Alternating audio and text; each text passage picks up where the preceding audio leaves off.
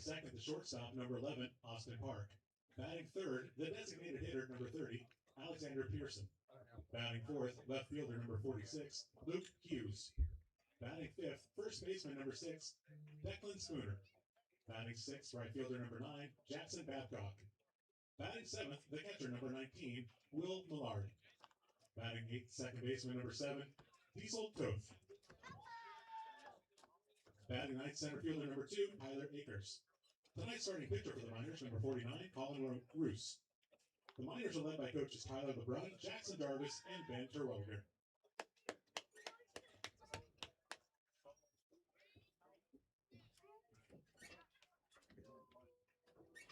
And now the starting lineup for your 2026 Peninsula Oilers. Leading off from Central Arkansas, first baseman number 28, Brooks Ossiclaver. Batting second from UC San Diego, second baseman number 5, Shane Cannon. Batting third from South Dakota State, the shortstop number 13, Nolan Graw. Batting fourth, also from South Dakota State, the designated hitter number 19, Luke Lusky. Welcome to Coral Seymour Memorial Ballpark in Kenai, Alaska. Miners have trekked down a 4-hour van ride later here into the Kenai Peninsula, and then, well, the weather did not want us to play baseball, but the Oilers wanted to, so we are playing baseball. We're expected to start here in just a matter of moments. First pitch was scheduled for 6:30. Now, just once we get things rocking and rolling from this point on. My name's Kaden Bessent. Joined alongside me here in the booth, Ben Cameron. Ben, how are you feeling here in Kenai? It's cold, it's wet, it's not a baseball weather type of day. No, that's exactly how I'm feeling. Cold and wet, right? But we're going to play baseball. Luckily for us, we're in a booth. Let's do it, I guess. Well, let's take a look back at last night's game, and before we exactly do that, Miners lost 2-0 to the Bucks. It snapped a 4-game winning streak. So they lost their last game that they played. They're looking to get back on track against the Oilers, who lead the ABL standings right now by a game over the Mat-Su Miners. But a deeper dive into last night's game. Team Miners 2-0 losers. They scored no runs on 5 hits, no errors on either side. It was a clean game, and it was really clean for a guy like Evan Stratton. He's thrown 12 scoreless against the Miners this season. He had 5 more last night. He only gave up 1 hit, only struck out 3, did very efficient on the bump. And for the Miners, that's the second time they've been shut out against the Bucks all season. Bucks the only team to do it to them all year, but they're 11-8. They're a game out of first, and they've got 4 coming up here against the Oilers. What did you see from last night's game? Yeah, just absolute dominance from the Bucks pitching staff. Evan Stratton again. The last time the Miners were shut out, 6-0 loss. Stratton started that game, and we actually came in as a long reliever through 6 scoreless, shut him out. He's been really good against the Miners, and they're just looking to get back on track. They look to get back on track tonight, as we're not too far from first pitch, ceremonial first pitch being thrown. That one had a little oomph on it. Dude definitely plays baseball. Let's go over the starting lineup for your Mat-Su Miners. Leading off at third base, Will Godfrey. Hitting second at short, Austin Park. Hitting third, the DH, Alex Pearson. Hitting fourth in left field, Luke Hughes. Hitting fifth at first base, Declan Spooner. Hitting sixth, the right fielder, Jackson Babcock. Hitting seventh, the catcher, Will Millard. Hitting eighth at second base, Diesel Toth. Rounding out the lineup in center field is Tyler Akers. Godfrey, Park, and Pearson lead us off here against Ryan Kaiser for the Peninsula Oilers. The Oilers 14-9. They won their last game after they just played 5 in a row against the Chinooks. And they take that series 3-2. One of those games going to extra innings. So we've got 2 of the best teams in the ABL coming up here in a matter of moments. I'm ready for what should be a very competitive 4 games here in the Peninsula. Yeah, no, absolutely. As long as the weather holds up and we're allowed to play, it should be good. Hopefully that shutout is kind of just what you would call a fluke in this offensive streak that they've had. So they're just looking to bounce back, and the pitching staff just looking to continue to be who they are all season. And, it's going to be a good series. I know it. And let's talk about Ryan Kaiser, the starting pitcher for the Peninsula Oilers. He's making his 6th appearance of the season, starting in his 5th game. He's got a 0-2 win-loss record. He's thrown 17 2/3 innings over his 5 appearances thus far. And he's got the worst ERA on the team, 9.17 ERA. His whip is just above 2. He struck out 16 guys, nearly a strikeout an inning, and he has faced some minors before. That was back, obviously, at Herman Brothers Field, because we have yet to come to the Peninsula, and he threw 4 1/3. He gave up 4 runs, 3 of those earned on 5 hits, only struck out 2 batters. So he has seen this minors team before, and they've seen him. That can play advantage for the minors because you don't really get a lot of scouting reports on these guys, maybe what they throw. But other than that, having seen a guy before does help. It's certainly going to help this offense that has been on an absolute tear. All besides last night, I think the month of July has been a completely different story. Yeah, no, absolutely. And kind of funny that they saw Evan Stratton before, but he just continued to dominate them. And same against the Pilots, Jack Jones. He has also been really good. They've seen him multiple times, and he's just been nails against the minors. So there's been a couple arms that they just have not been able to hit. Looking to change that. Well, we'll see if they're able to do that as Kaiser is getting ready to throw his warm-up pitches. Right now, we're not too far from first pitch here in the Peninsula. Mentioned, again, the weather was not on our side at all. Everyone locally said that, oh, it will die down, it will go away. It is still raining, and by rain, I mean it's just a heavy mist, and it has been just that for maybe 2 hours now in a row. But it's been determined that the field is playable, mostly the outfield being the concern. And so we are going to play baseball, and looking at that weather, we do have a 30% chance of rain over the next 2 hours. It's currently 55 degrees here in Kenai. Feels like 48. Again, not baseball weather. Yeah, no, not ideal. And we're just coming off a game in Anchorage where it was the hottest and sunniest day of the summer so far, to where it even overcooked our camera, we believe, in the back third. It just froze up. So, yeah, what a flip. Yeah, I clocked yesterday's temperature at first pitch, 69 degrees. Clear skies, sunny. Yeah, 14 degree difference here today. Certainly overcast. And we do apologize for, well, you have to stare at a net. Do our best to give you every little bit of detail to make it easier for you to understand what's going on. But this is the best we've got for you. Not super friendly to what we're trying to do here. As Will Godfrey digs in against Ryan Kaiser. It's the best team in the ABL against the second best. First pitch in there for strike 1. Kaiser goes with the fastball to start things off here against Will Godfrey. Guy that has been on a tear over the last few games, but, well, the last 2 have not been as crazy as the 2 before that. And that pitch misses high for a ball. Godfrey 0 for 4 yesterday with the strikeout. Day before that, not much better. Had a couple of strikeouts. And he went 1 for 5. Yeah, he's 0 for his last 8. That one upstairs at the letters again. It's 2-1.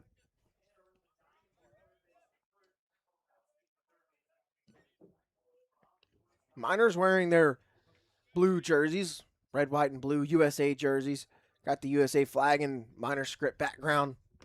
Swing and a miss from Godfrey, 2-2 now. Going with the white pants. They will have same color hats as the jerseys. Oilers, they've got the black jerseys, but they're actually sleeveless with black sleeves underneath. Kaiser's 2-2 to Godfrey. That one fouled off to the left side, out of play. We'll do that again. Yeah, I don't know about some fans back home, but I am a big fan of the sleeveless jerseys, the vests. If you know how to do them, I like them. Certainly, I can't help but agree with that statement. Another 2-2. Just below the knees. Godfrey with a tough take there. And for the Oilers, their jerseys, the Oilers in script across the chest in red lettering. White outline on them. They got the white pants as well. Black hat. Payoff pitch from Kaiser to Godfrey is inside. That is ball 4. Godfrey will reach to lead off the ball game. Good job to grind one out to lead off this game. Get on base. Now Two-hole hitter at shortstop today, Austin Park. Will step in the box here after Will Godfrey draws the walk to lead things off against Ryan Kaiser. First one to him is in there for a strike. A little bit of a delay call from the umpire, if I'm being honest.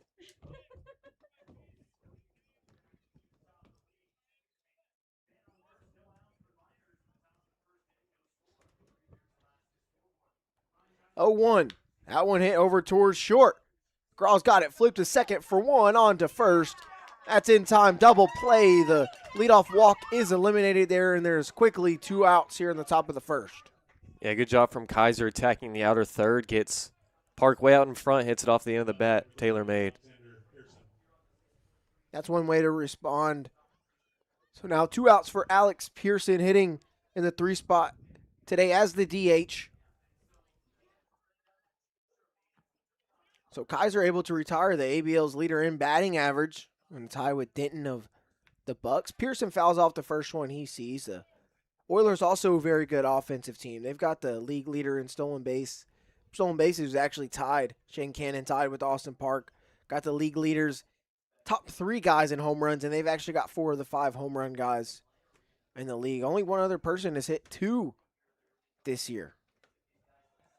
Beautiful curveball dropped in for a strike. It's 0-2 now. One more. Also got 3 of the top 5 guys in RBIs. Offense has been plentiful for the Peninsula Oilers. Can the Miners have plentiful offense here in Kenai? Just outside with the 0-2. Pearson stays alive here. Yeah, the Oilers' offense has been the best in the ABL, averaging just over 6 runs per game all season long through 21. 1-2 from Kaiser. Breaking ball over towards third. Grabbed by Holubowski. Throw all the way over to first. That one slipped out of his hands. I imagine it was wet. But that is the 3rd out of the inning. It's 0-0 as we go to the bottom of the first.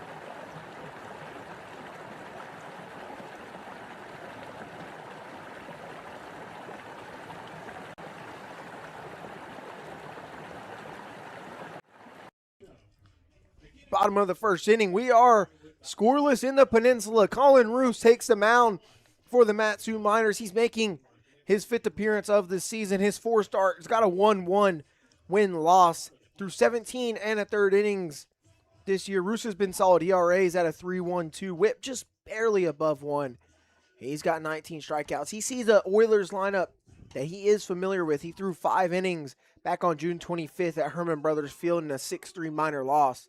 In those 5 innings, he gave up 2 runs on 3 hits, but he did strike out 7 in that start. Roos has been very good this season. There's just been a couple half innings here and there that have just not been the way he wanted them to go, but the majority of the sample is good stuff from Colin Roos. Yeah, last time out was just super, super amazing. Kind of went a couple batters too long. That start kind of got spoiled a little bit. First pitch swinging. Brooks Hasenclaver into center field. Tyler Akers has it, and that is the first out. One pitch. That's all Roos needs is Hasenclaver is retired to lead things off. Shane Cannon is at second base, and then hitting third in this inning will be Nolan Graw at shortstop. For Roos, he's a sophomore right-hander. Listed 6'6", 215 pounds from Sandpoint, Idaho. From Salt Lake City Community College. Looking for a new home. 2 years are up at that level. Here's a first one to Shane Cannon. There's strike one. Whomever it will be that is able to snag Colin Roos out of the transfer portal, they'll get a good one, that is for sure, from what I've seen. And being around him, you got to be happy if you can get a guy like this. He drops a curveball in there for strike two to Shane Cannon, the second baseman. Yeah, Cannon, the guy who walks the second most on the Oilers, 19. OBP over 400. Roos is 0-2. Outside, well, with the breaking ball there, it's 1-2. So that's how the Oilers kind of want to construct their lineup. They had Hasenclaver, who leads the ABL in homers and on base percentage, leading off because he's walked 32 times. Roos from the stretch, 1-2 outside, misses with the fastball, evens things up.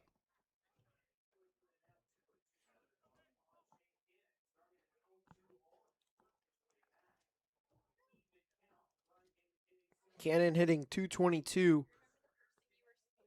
here in the ABL season. Another 2-2 fouled off and out of play.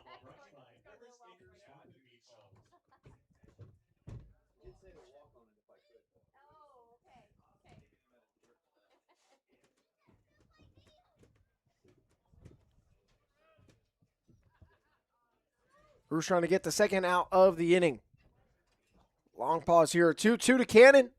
Called strike three on the outside corner. It's a backwards K for Roos, and there's two gone in the inning. I think adding a couple of pitches for Roos has really helped him this summer. Right now he's got about three separate fastballs, a changeup, slider, curve. Kind of with the slider right there. That was gnarly. That brings up Nolan Graw, the 3-0 hitter. Guy that we actually did not see back at the end of June when they came to Herman Brothers. Ground ball to Toth over at second. Throw over to first is in time. That will end the inning. Quick 3 up, 3 down for Colin. Scoreless as we go to the second.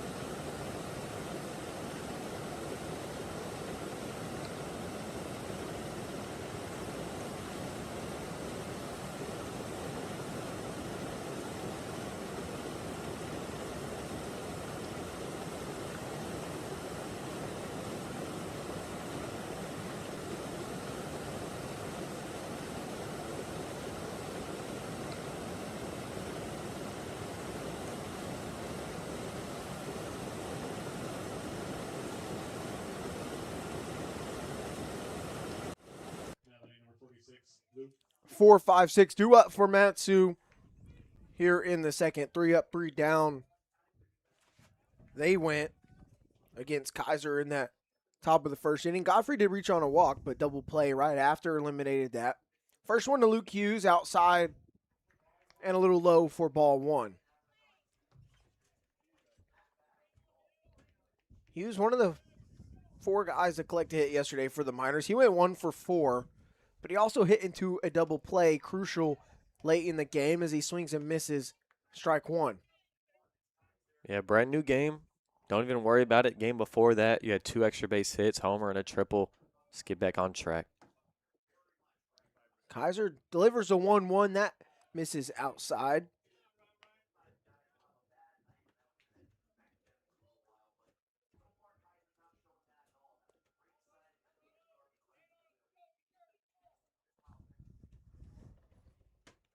Two one on the way. Outside, 3 balls and 1 strike to Luke Hughes. He's leading us off.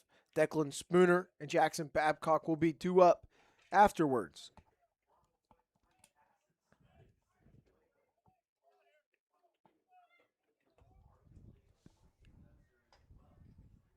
Three one. Called strike 2 on the outside corner. Hughes saw ball 4.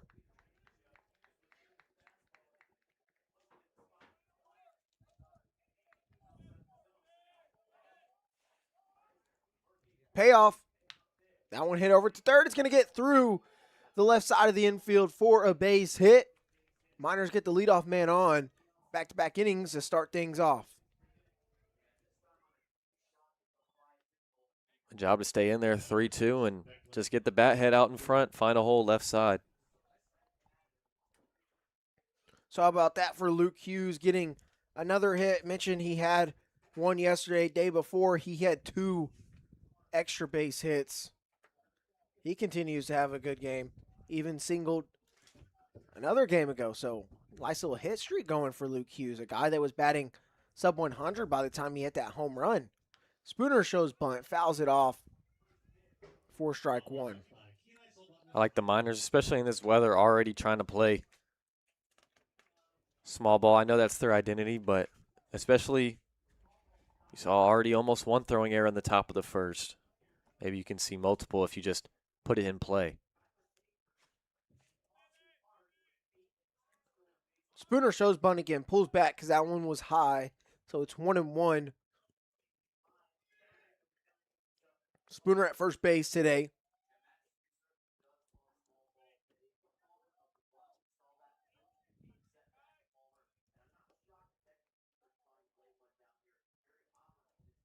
One one. Called a strike on the inside corner. This umpire waits quite some time to call a strike. It's kind of annoying.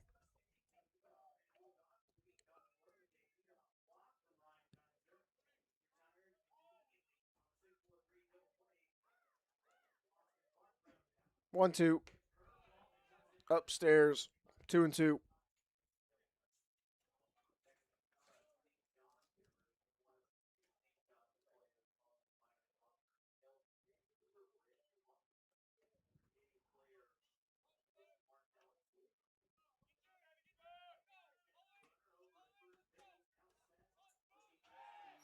Luke Hughes gets a check over at first from Kaiser. He's back on a dive. Still 2-2 here to Declan Spooner. He's hitting 6 tonight. Babcock on deck. Millard in the hole.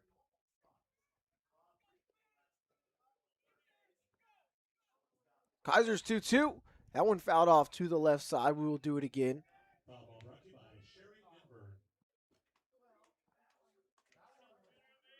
You know, Spooner has yet to strike out in 38 at-bats so far this summer. I have a feeling. 2-2. That one roped hard into right field. It's going to land foul just right of the line. So we will do the 2-2 for a third time here. Spooner, I was asking him, what is the most Canadian thing people say about you? He says, I don't say pasta, I say pasta. Another 2-2. This one blooped into shallow left center field. And making the sliding grab is Mark Nellis. Going to try to double up Hughes over at first. And the ball gets over the head of Hasenclaver. But it is going to roll out of play. So it's a free bag for Hughes. Though Spooner does fly out to center field. It's a fancy F8. So Hughes gets to go all the way to third. That'll get the job done. Even better than the sack bunt he was trying to lay down at the beginning of the AB. Well, it'll work with only one out in the inning. Miners get the leadoff single all the way to third after interesting play there. Sliding grab was made by Nellis in center field. Tries to back pick Hughes at first to double him up. It goes over the first baseman Hasenclaver's head. Sailed to the dugout, gave him a free bag.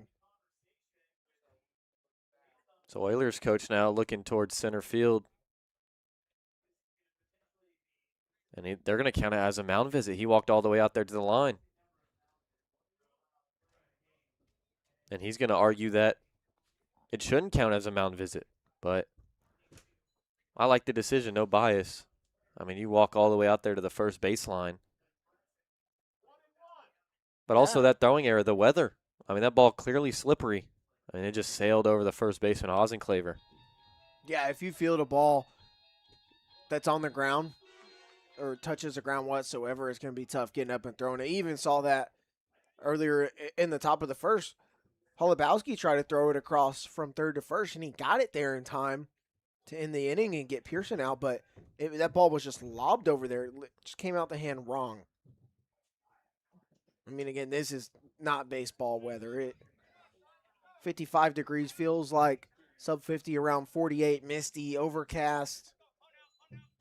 Now Jackson Babcock digs in with the runner on third. This one popped up. Shallow left field will be Musil, the left fielder. He will grab it. Hughes will not be able to tag up there, so there is the second out of the inning. Yeah, not where you were looking for. Especially on the first pitch, too.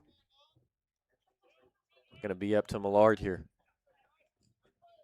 Now batting number 19, Will Millard. Now the 7-0 hitter catching today, Will Millard. Digs in, junior from North Alabama.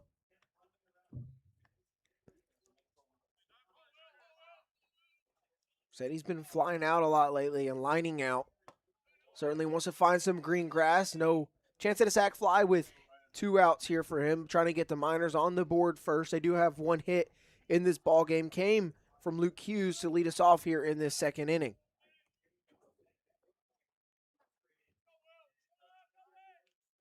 He's done way better on the road. 2-0. Batting .222 compared to just .067 at home.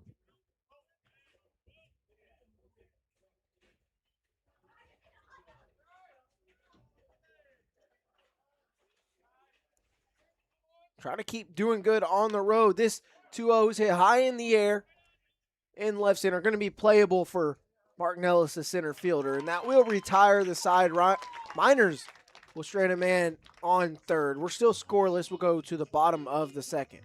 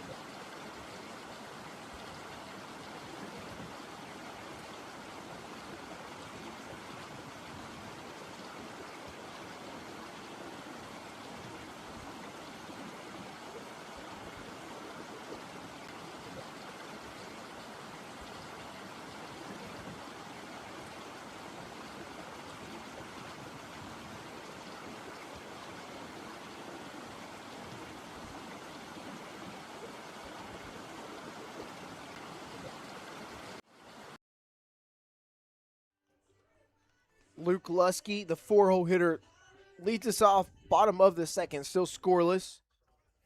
Roos got a 3 up, 3 down in that bottom of the first. Fly out, backwards K, and a ground out. So it'd be Lusky, Nellis, and Holubowski.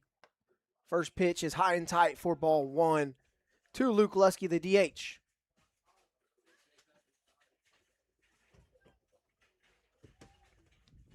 Mentioned it's been a very solid summer for Roos so far. An inning here or there makes his numbers look different. That one chopped foul.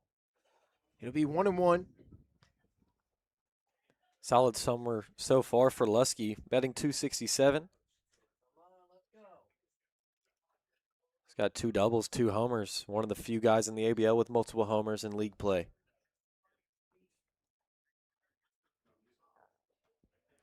Roos is 1-1. That one going to be chopped over towards second. Huge hop off the lip. Jumping snag by Park on to first. Spooner has to jump to grab it. Said his foot didn't get down in time. Should be scored an infield single there, though, for Luke Lusky to lead off the inning. Yeah, that's just a bizarre play from the get-go. What a hop off the lip. Got to even give props to Park for even getting a glove on that. Great reaction by Austin Park over at short. And I imagine that ball's really wet. It's hard to just fire it over there like you normally would. Maybe slipped out of his hand. Nonetheless, there's a runner on first to lead off the inning. Showing bunt is Nellis. That pitch is going to be considered wild there. That one definitely slipped out of the hands of Roos.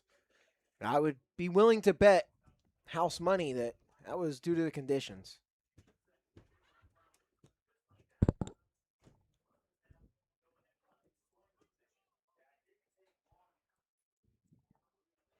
So an interesting infield single and then the wild pitch puts Lusky in scoring position with no outs in the inning. Mark Nellis trying to get the first run across in this ball game. Shows bunt again, this time down the third base line. Running and throwing over to first is Godfrey. That throw gets away from Declan Spooner. Lusky will score no problem. Nellis stays where he is at. So it's going to be an E5 and it's 1-0 Oilers. I mean, I think that's run comes across on 3 balls thrown wild because of it being super slippery out here. E6, wild pitch, E5. I mean, what a way to get that first run, I guess. Yeah, they did score Lusky reaching an E6 there. That is interesting. Seemed like Park did absolutely everything he could to make that play, and it would have been bang-bang regardless. First pitch is a strike to Jack Holubowski, the third baseman. Now they've thrown me off. I've got to change my scorebook.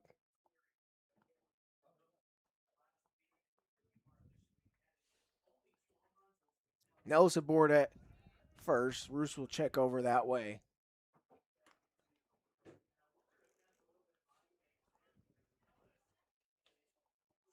So on the scoreboard, we've got the Oilers with 2 hits and the Miners with 1 error. And officially scored in the live stats, we've got 2 errors for the Miners and, well, no hits for the Oilers.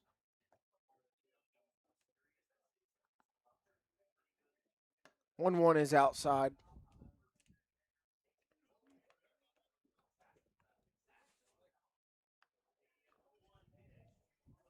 So, questionable scoring so far.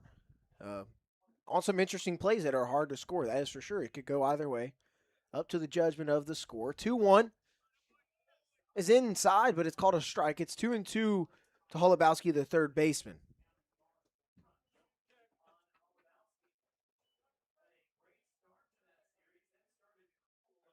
Yeah, good fastball to get to 2 strikes. 1-2.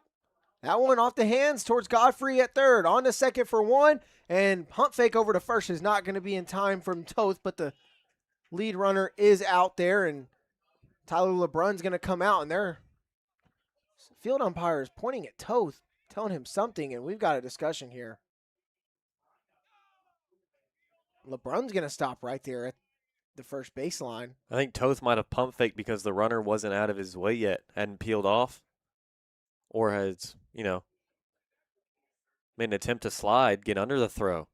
I have heard players being told running from first to second, and you think that you're going to be out, and what you're supposed to do is run directly at the fielder who's covering second's glove to get something like that to happen. As LeBron is getting an explanation. As of right now, it's just a fielder's choice that has Holubowski on first and Nellis back to the dugout.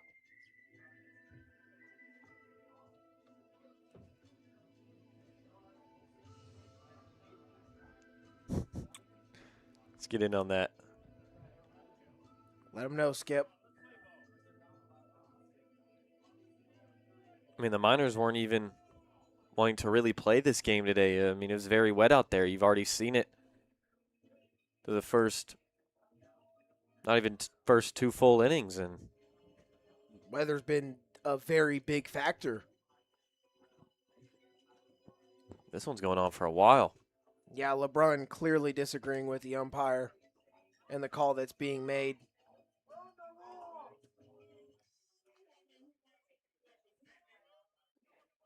Well, nothing is going to change. Again, Nellis in the dugout. Holubowski is on first on the fielder's choice. 5-4, that is. So 3 men in a row find a way on base as they're strike 1-0 and Musil, the 7-0 hitter. Lusky and Nellis reached on errors. Lusky scored. Now the left fielder, Musil, 0-1 at the knees for a strike. Quickly 0-2 to him.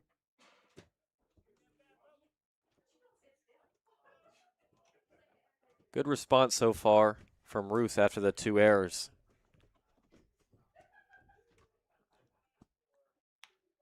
This one's going to be hit off the hands, going to land in fine green grass in shallow center field. Akers bobbles it trying to get it, but Holubowski will hold up at second. I mean, if you're Roos, you did your job. 0-2 count. Get a jam shot, but it's how baseball goes sometimes. Now 4 straight guys have touched first base to lead off this bottom of the second. Still 1-0 Oilers with 1 away. And like been mentioned, Miners were not too happy about playing this game. It's always up to the home teams. But now Reed Oakley, the catcher, digs in with 2 men on and 1 out. Fastball high for ball 1, but now you just got to play and do your best managing the conditions, though I do agree with the frustration. We're here all the way up until Wednesday of next week. Plenty of time to sneak in one game that gets canceled. No, we play on. Long pause, 1-0. Breaking ball just high, it's 2-0.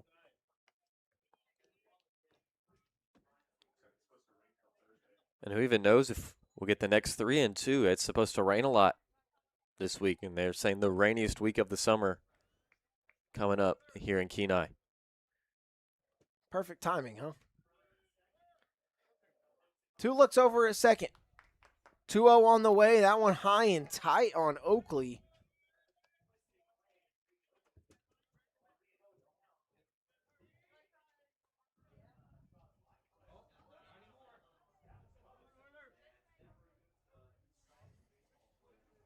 So there is a base open as Roos will step off here. 4-pitch walk would load them up for Brady Brown, the 9-0 hitter.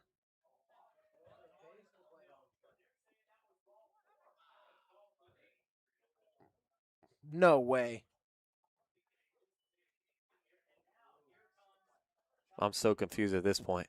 It sounds like nobody was ready to play this game today.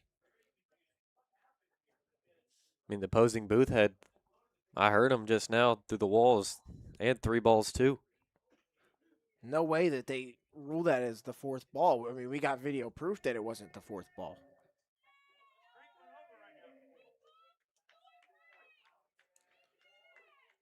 Well, I doubt this gets, there's no way to overturn that whatsoever.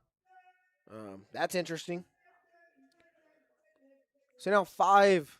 I mean, did we miss one? No. There's no way all, 5 or 6 of us up here were missing a pitch. We were all at 3-0.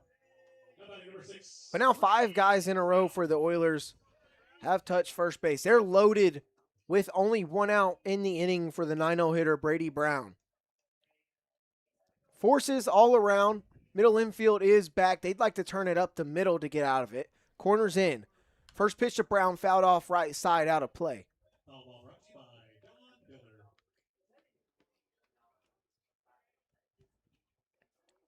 Good chance for an RBI here for Brady Brown. Just 3 so far on the season. Batting a flat 100. Looking to change that.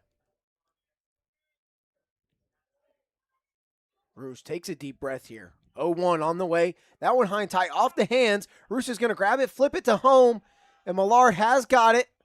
That is a force out at home. The bases will remain loaded, but there is a second out of the inning. What a play off the mound for Roos and Millard, too. One able to get the bare hand, and then Millard basically doing the splits after that toss from Roos was kind of short there, and good job to get the force out. It's a high-pressure flip there. I mean, you're barehanding it on wet grass. That ball is wet. Your hand is now wet. You got to flip it there in time. You don't want to mess it up, right? There's a lot of pressure and tough situation to get that play done. Miners do get it. There's 2 outs in the inning for Brooks Hasenclaver, the leadoff hitter who flew out to center field just last inning. Bases are juiced for him with 2 away.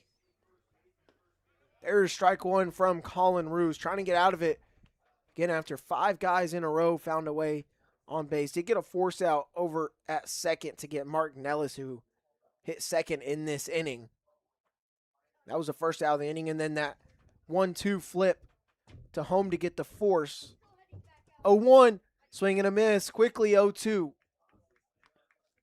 Big pitch coming up here. Obviously, bases juice, but this is the best hitter in the ABL this season in terms of OPS, home runs. He's driven in a lot, 17 RBIs. Wood bats haven't phased Brooks Hasenclaver this summer. 0-2 from Roos. That one off the bat. Over to short. Park flips it to Toth in time for the force out, and that will in the inning. Roos gets out of a bases loaded jam. It's 1-0 Oilers, though, as we head to the third.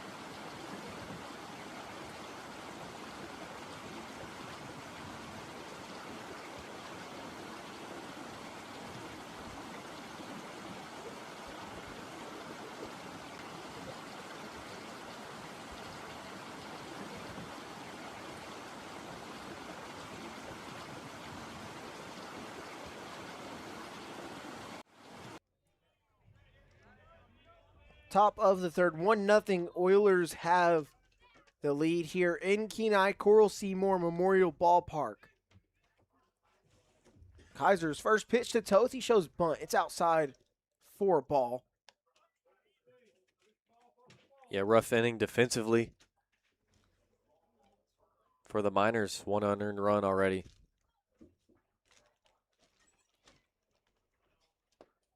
There's one dropped in there for a strike.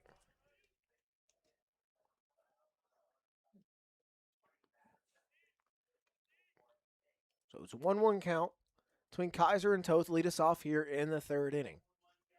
That one's hit hard into right field. Brown giving chase down the line. He's unable to make the grab. Toth is digging for 2. And he's not going to stop there. He's going for 3. Cannon's throw from the cutoff spot is not going to be in time. Diesel Toth with the triple to lead us off in the third. Good job just staying back on that one, outer part of the plate, taking it the other way. And just another triple for these Miners. They've been hitting so many triples the past couple of games. I was so surprised to see Toth turn that corner, especially because as he was rounding first, he slipped up a bit, almost lost his balance. Nonetheless, though, leadoff triple gets us started here in the third. Miners trying to answer right back after the Oilers took the lead in an interesting way. Infield comes in for them against Tyler Akers. Makes more sense the more I think about it. He's known for his speed and ability to bunt. This is probably the exact conditions where you maybe would want to bunt. Akers could put it in the outfield as he's taken 2 in a row, but now it's 1-1. Hey, don't doubt his size or how he plays the game of baseball for the most part. He can hit it hard. You saw a triple in Anchorage that almost got out. He hits a lot of deep fly balls. This one hit hard over the infield, and it lands in the outfield grass. We're all tied up. Tyler Akers, RBI single here in the third with no outs. What a way to respond immediately in just 2 batters. Able to even it up. And of all people, Tyler Akers coming through with the base knock. They try to play him for his speed and his ability to bunt the ball, and he just hits it right over their heads. Yeah, hasn't been doing the best in the average department like many other Miners, but he's been getting on base a ton, so good to see him get an RBI knock. Godfrey, top of the lineup up. Akers taking off for second. First pitch is going to be a ball, and they say that they got Akers out. He's caught stealing for the first time this season. Yeah, that's a rare sight to see, obviously. But he just didn't get the best jump. And it was just a beautiful throw from Oakley on the money. Last guy I would ever expect to get caught stealing in his lifetime. So now the RBI single from Akers. Not erased, but he is no longer on the bases after he's caught stealing. Godfrey puts it deep into left center field, and no one's going to be able to get there. Godfrey's digging for 2, and it's going to be a stand-up double for Will Godfrey. He's got his first hit. He's on for the second time.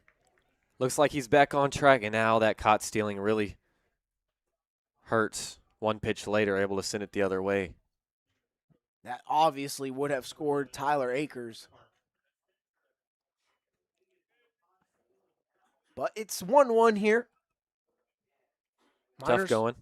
3 hits already in this inning from the first 3 batters. Toth tripled, Akers RBI single, and then Godfrey double. Now it's Austin Park, guy that was leading the ABL in batting average coming into this game at .348. First one from Kaiser. This one fouled off and out of play. Yeah, he's had a couple of rough games. Was once over 400, now dipping below 350, but like you mentioned, still the leader, so it's always a good title to have. Kaiser's 0-1 to Park. That one hit on the ground over towards Holubowski at third. He'll fire over to first, and there is the second out of the inning. Godfrey holds up at second. Yeah, good D from Holubowski because Godfrey got off second just a little bit. Was hoping he wouldn't even look his way. Would be really aggressive with the throw, but over there at third, he's calm and collected. Now Alex Pearson, he grounded out to third his last time up.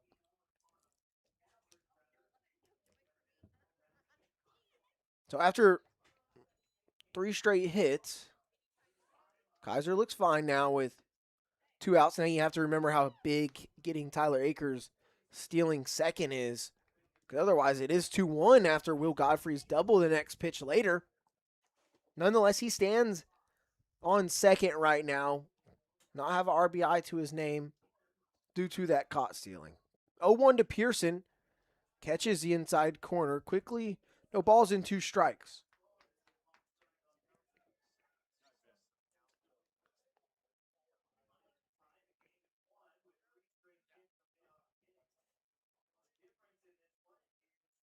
It's an 0-2 count to Pearson with 2 outs here in the top of the third.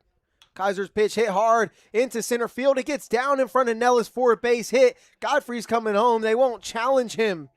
Miners take the lead. Alex Pearson puts Matsu on top. There you go. 0-2 count, up against the ropes, and just able to poke one out there in right center. Get the job done. So after falling behind 1-0 in the bottom of the second, Miners respond immediately. That's their 4th hit of the inning, 5th of the ball game. That brings up cleanup man Luke Hughes. He has the only other hit, the lone one that came in the second inning, as he jumps out of the way of one that he knows would have hit him.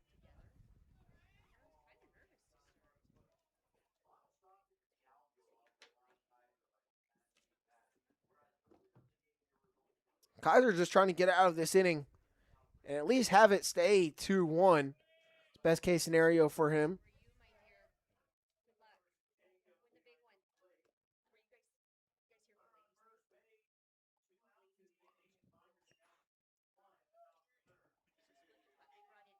It's 2-0 to Hughes. Pitch on the way. That one hit. Over on the left side of the infield. Gets through. Graw can't get there. Beg your pardon. So make that another hit for the Miners. Luke Hughes has 2 singles on the night. Yeah, he's been looking good. He got off to a rough start. 1 for 10 when he first got up here, but since then he's had a very, very hot bat. No mound visit right now for the Oilers. They're leaving Kaiser out there to work. 5 hits for the Miners in this inning. 2 of those extra base hits, the other 3 singles. Declan Spooner flew out to center. Last time up in the second. This one hit into left field. It's going to stay fair. It gets down the line. Pearson is coming home. And holding up at third is Hughes. Spooner's into second. Oilers have to adjust there defensively, but they're able to adjust accordingly to prevent an extra run from coming home. It's a 2-out RBI double for Declan Spooner. Just able to poke it and barely keep it fair over there left field. And how rare is it to see this summer from any team see 6 hits in a single inning? 3 extra base hits in a single inning, too. Miners have it. They've got 3 hits in the last 3 batters. Now Jackson Babcock, 2 in scoring position with 2 away. Kaiser's first pitch fouled straight back. And 2 doubles as well. Miners last in the league in doubles with only 10, I believe. Able to get 2 in 1 inning. And everyone else in the ABL has more than 20. Doubles, that is. And so the Miners have 2 in this inning. This one to Babcock is going to be fouled off and out of play on the third base side. For such a bad weather day for baseball, the turnout very strong at Coral Seymour Memorial Ballpark. Not as many to the first base side or behind home plate. So you can see some water bottles in top of some of their heads from our camera. But the beer shack or beer garden, absolutely crowded. That place would be sold out if they sold tickets. 0-2 to Babcock. Skips in front of the plate, blocked by Oakley. Yeah, I know the people here are used to this kind of weather in the summer.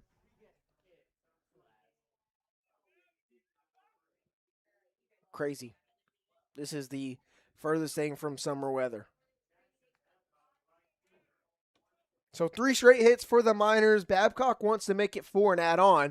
This one, 2 right back on the left side for a base hit. Hughes comes home. Spooner being waved around as well. Miners will add runs 4 and 5 here in the top of the third. They've responded, and they've done so very well. 4 straight hits. Right there, 7 in a single inning.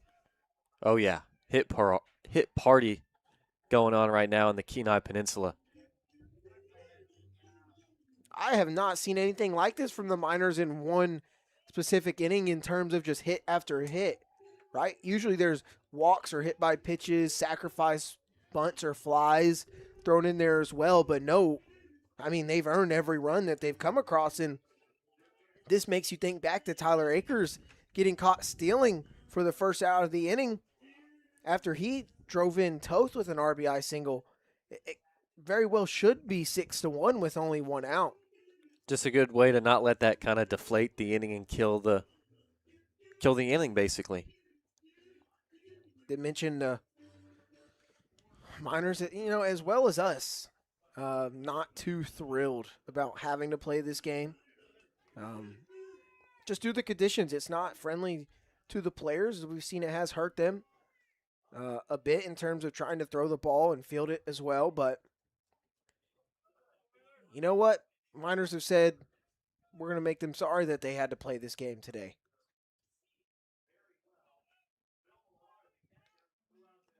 First one is a strike on the outside corner to Will Millard. He's going to be the 9th hitter to come to bat here in this 3rd inning. Flew out to left center last time up. Another fly out for him. It'll be 1-1 to Will Millard here. And Sweet Bacon saying that it looks all of 410 to center field. It's actually 387. That's the only part of the fence that is marked. Center field 387. Fence is pretty high. I'd say it's about 7 to 8 feet tall. Big fan of the trees going along the outfield wall. Yeah. Which I know we have that at Palmer, but I just think it's a good look. 1-1 to Millard outside, 2-1 now. Kaiser still out there trying to get out of this inning. Just want to mention that because, down in Texas, they don't do that too often. So it became kind of a bit from me asking where the trees are at. Anytime me and Kaden went somewhere, I know that. Yeah. 2-1's outside. It's a 3-1 count to Will Millard with Diesel Toth on deck. He led off the inning. And actually, the only school in Texas that I've seen put trees along their outfield wall, not as thick, but still at least some, was Odessa Community College. 3-1's hit hard to left field by Millard. Going toward the wall is Musil. And that one's going to land off the top of the wall. It's a home run. Will Millard. 2-run shot. Puts the Miners up 7-1. Woody. Got a lot of wood on that one. You mentioned, he said, I'm flying out a lot. Then he flies out last time. Well, this time, good job. He got under the ball a little bit. Got all of that one. How about that, Will Millard?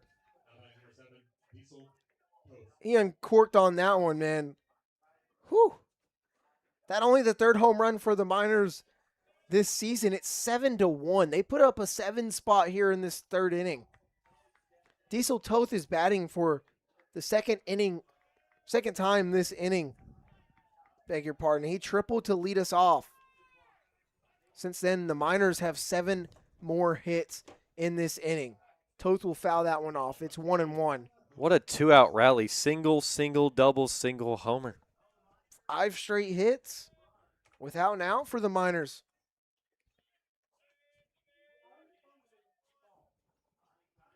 Kaiser's 1-1 to Toth. Breaking ball called a strike. Toth thinks that one was up in the zone. And what a response by the Miners. That interesting bottom of the 2nd.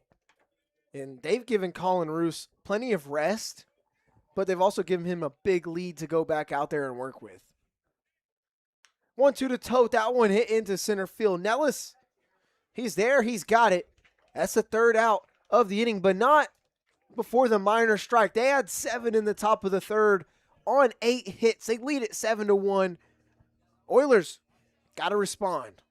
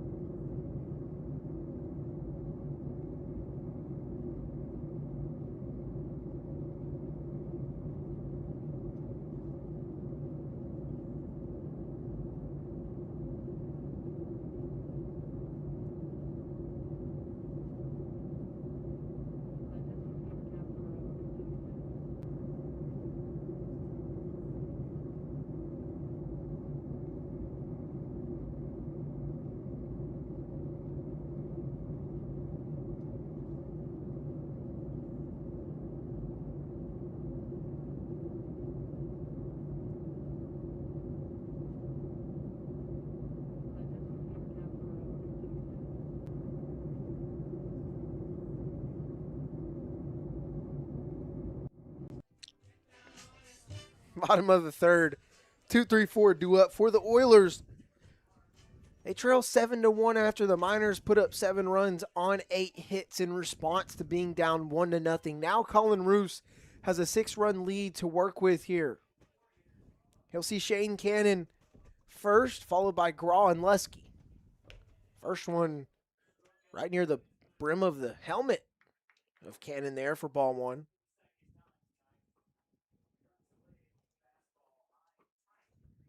And yeah, thank you for re-mentioning the fight. It's been on my computer, but they're just replaying Conor McGregor hurting his knee. And it's what a waste of time that was. Have a feeling it might have been staged for some sort of money, but I mean, you never know. what are the odds that that happens? It's very slim, but it is possible.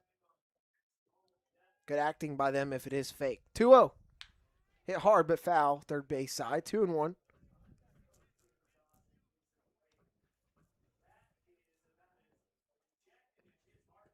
Sweet Bacon says that we're too far west. If you go East Texas, there's a lot more trees, which I actually don't go to East Texas much whatsoever, but I do know from Austin to College Station, that drive, it does get pretty piney, maybe. Foresty is the word.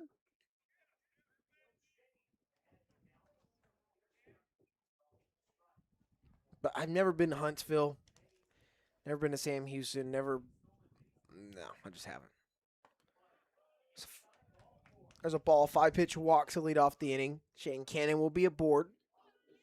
I know, obviously, that's not what you're looking for, but the mentality right now for Roos, hey, I got out of nowhere a 6-run lead. Just attack the zone here. And funny enough, I didn't want to mention it in case it jinxed it, but LeBron, after being told, hey, we're going to play this game, he was like, dude, let's put belt. Let's put belt to these guys. And they're doing just that. Still a lot of game left to play. First one to Nolan Graw is a ball.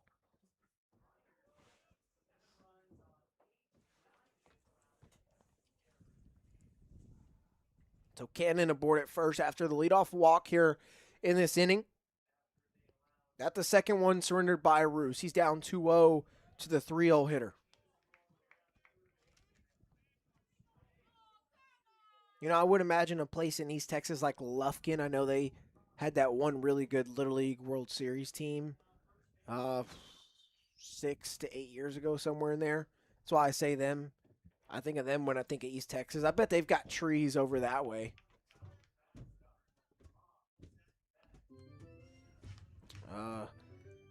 Tyler's East Texas, yeah. Never been there, so I don't know if they've got trees. Carthage.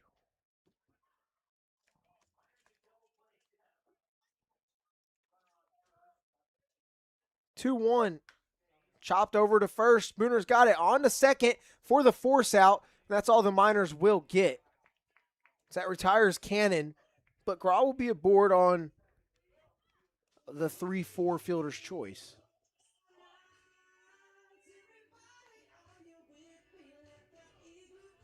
Now batting number 19, Luke Lusky.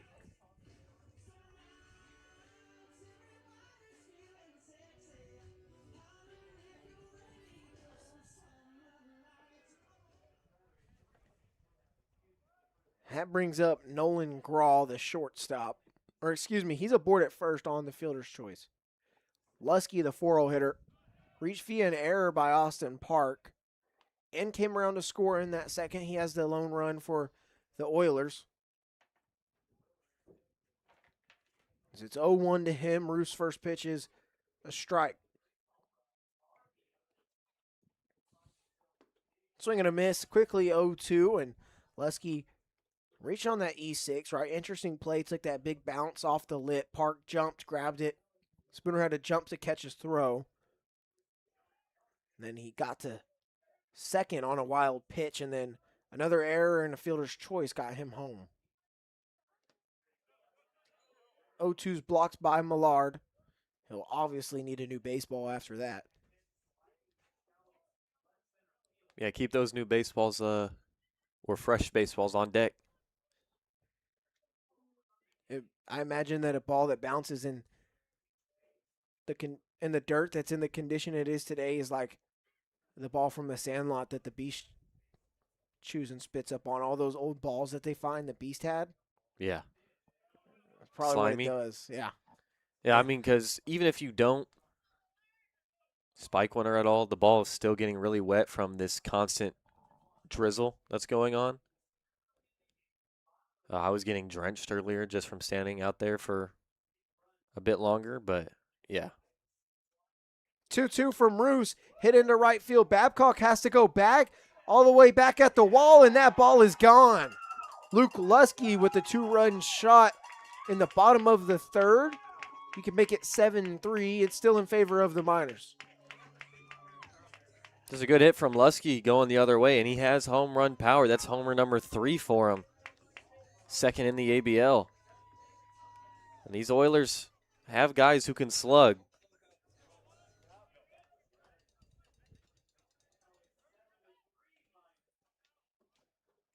So Oilers answer with a home run of their own. I can't recall the game this season where we've seen both sides homer. Yeah, it hasn't happened for us, let alone so close to each other. Yeah, Same inning. Not only in the same game, same inning. That is true. Now, considering the weather conditions right before this game started, if you would have told me 7-3, bottom of the third, I would have been shocked.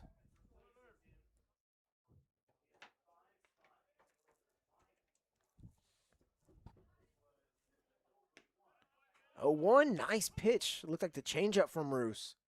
Dropped in there. It's 0-2. And talk about the Oilers' offense. They did put up 11 on Monday against the Chinooks, 7 on Tuesday, that extra innings win. They put up 5 runs in 3 of the games that they beat the Chinooks in. That one's fouled off. Still 0-2. They did put up 7 on Sunday. The Chinooks just happened to put up 18. And yeah, good point by Sweet Bacon. 71st overall pick, Ryan Peterson. He was a Matsu Miner 2 seasons ago from Sam Houston State. Know that Connor Mundy and Jonathan Anders were hyped to see one of their teammates, and I guess Anders' former teammate, get drafted today, especially as early as he did. 1-2. Garrison Jones will sky this one into center field. Tyler Akers has got it. There is the second out of the inning.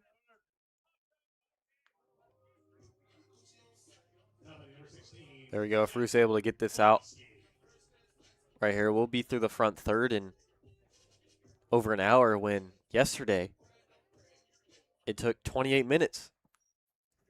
Ridiculous. We're at the 63-minute mark. Now Jack Halabowski here. First one inside does not hit him.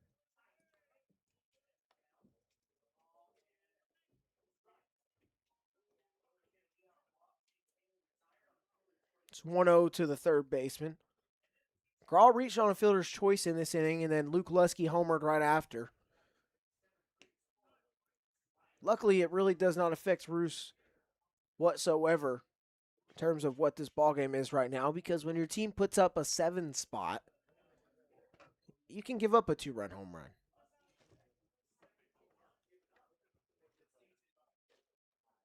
2-0. Catches the inside corner. 2 balls and a strike.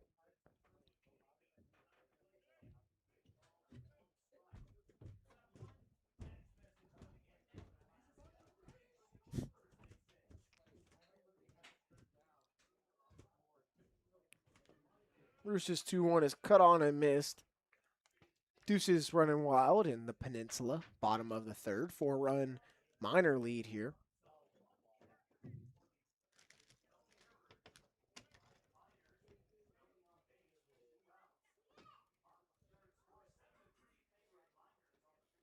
Two, wave and a miss.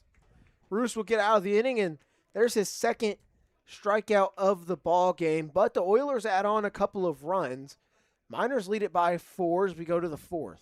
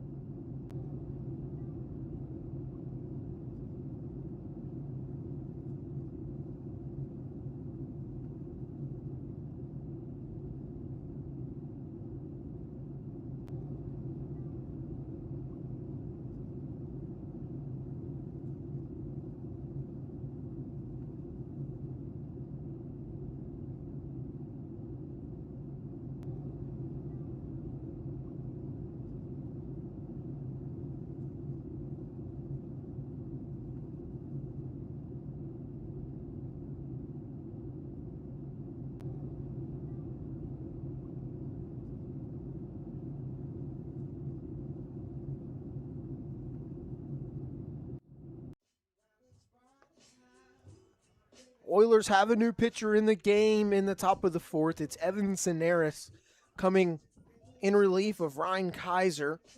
Had a rough going, led up that 7 spot in the top of the 3rd. That's how we got to where we are. Cineris stands 5'10", 195 pounds. Right-hander just finished his freshman year. It's the University of California on the roster. Leading off the minors, number 2, Tyler Akers. So he'll see 9-1-2 of this minors order as they've got a 4-run lead. They would certainly like to add on to that. They added 8 hits in that 3rd inning to score those 7 runs as well. Corners come in as Akers digs in. The first pitch is a ball.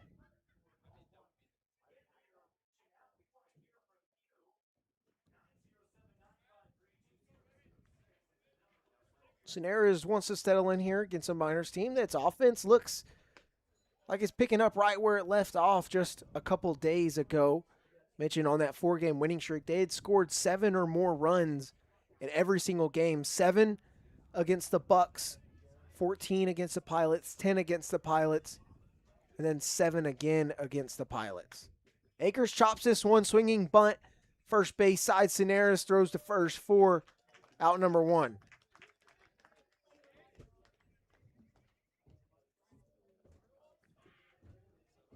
For us, we Now batting number 4. played in Anchorage last night against the Bucks, lost 2-0, and then had to come back. Thank goodness most of that game flew by. We got back around 10:30ish to the house, and then boom, at 8 a.m. we had to be at Herman Brothers to get ready, get on the vans, and get over here to Kenai. Mentioned it's almost a 4-hour van ride. It says about 3 hours and 34, I believe, directly from the field. Is there strike one to Will Godfrey? He's 1 for 1, reached twice though, has double run scored and reached on a walk. But we got here, say, right about 1 o'clock, maybe slightly before that. That one's dropped in there for strike 2. But we got settled into our bunkhouse dormitory rooms over at the Challenger Center, just right next to the football field in town. Right across the street from the Walmart as well. 0-2 misses.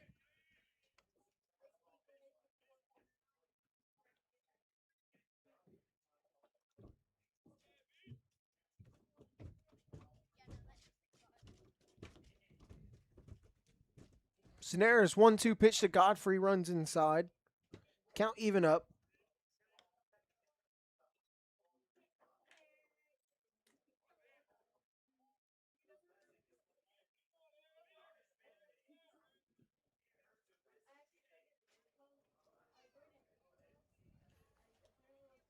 Two-two. Also misses outside. Goes from 0-2 to 3-2 to Will Godfrey here.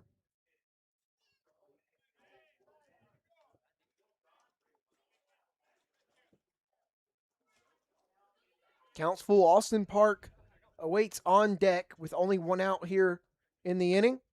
That ball's going to be hit towards short. Graw's got it over to first. There's a 2nd out.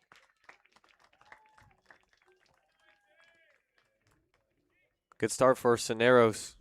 Just 2 easy ground balls after the 7 spot from the Miners. Oilers would like to settle in on the defensive side. Miners would like to keep tacking on. They've got 9 hits through 3 2/3, 7 runs plated. Breaking ball. Park has to watch out there. It's 1-0 to the shortstop for the Miners. He's 0 for 2. Grounded into a double play in the first. Grounded out to third in the third. He was the 2nd out of that 7-run inning for the Miners.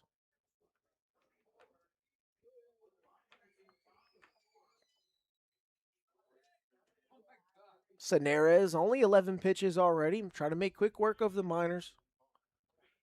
Get his team, who just scored 2 in the bottom of the third, back picking up the sticks. That one just misses.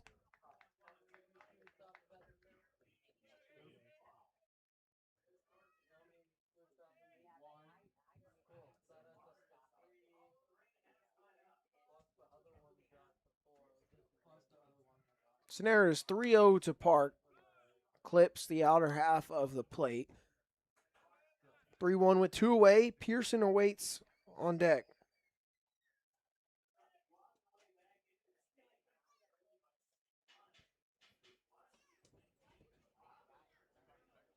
Fouled off on the right side.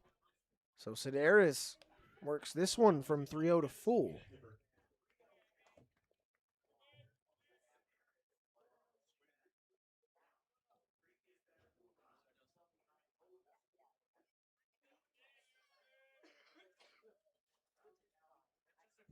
Payoff.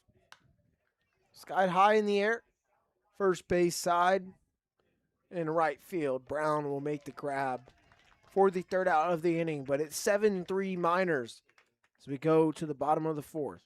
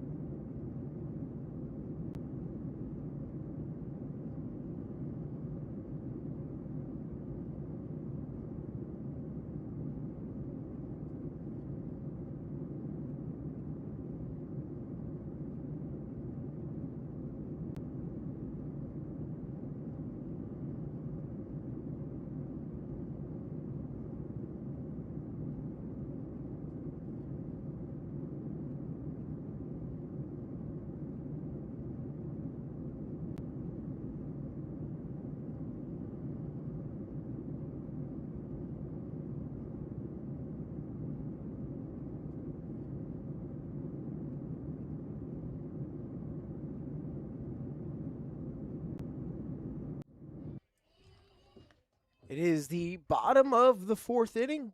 Coral Seymour Memorial Park here in Kenai, Alaska. And for the Oilers, 7, 8, 9 due up. Musil, Oakley, and Brown, all three guys have touched first base. Musil is 1 for 1 with a single back in the second inning, facing Colin Roos. Gave up that 2-run home run to Luke Lusky with 1 out back in the third inning. It's how the Oilers got their last 2 runs. First pitch is a ball to Musil. Yeah, but he was able to bounce back, get a weak flyout, and a strikeout, get out of the inning.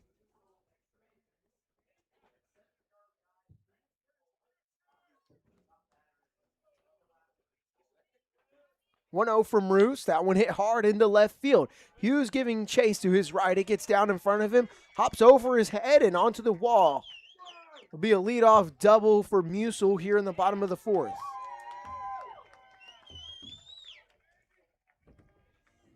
They're trying to rally back.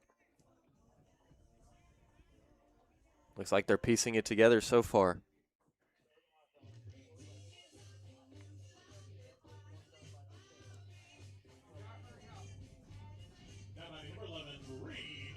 Now the AO hitter Reed Oakley will dig in. It's now 5 hits for the Oilers this evening. Sorry, I have seen the chat. I haven't totally acknowledged it just due to situational stuff going on and the fact that McGregor was fighting for a second and I was maybe a little focused on that, okay? Leave me alone. So Oakley digs in, reached on a walk back in the second. Got stranded at second base. First pitch is a strike. He doesn't believe it.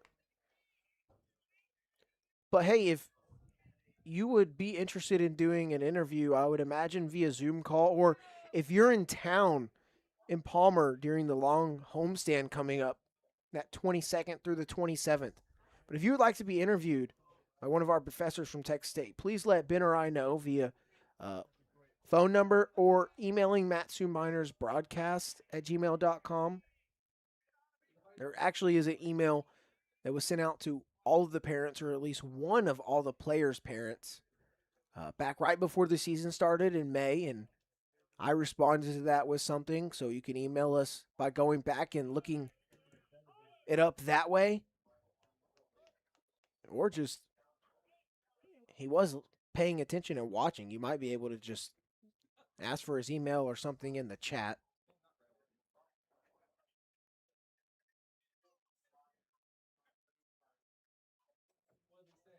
Roos looks at second.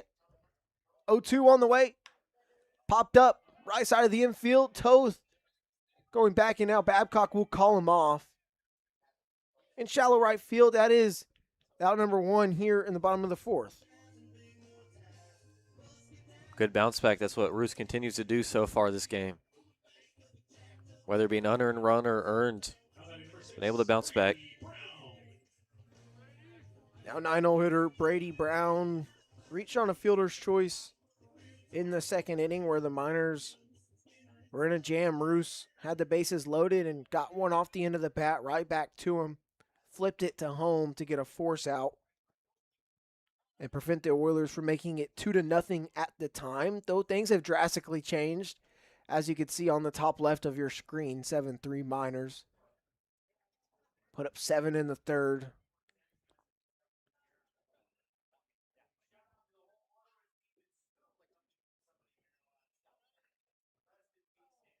Look at second. Roos first offering to Brown. Shows bunt.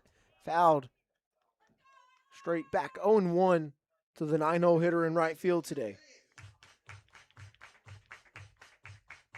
I will say on our way up here, the highlight of that drive for me is, but right after you get past Anchorage and you start heading south-southeast, there's a really cool view of part of the ocean. The tide was really low. Wasn't as cool this time. Then there's mountains right next to you. You see some doll sheep. So 0-1 fouled off right side. Doll sheep are just mountain goats essentially, but they're sheep, right?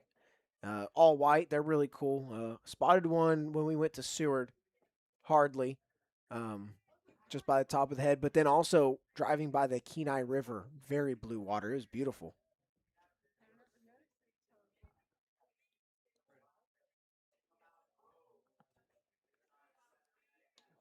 0-2 does miss from Roos.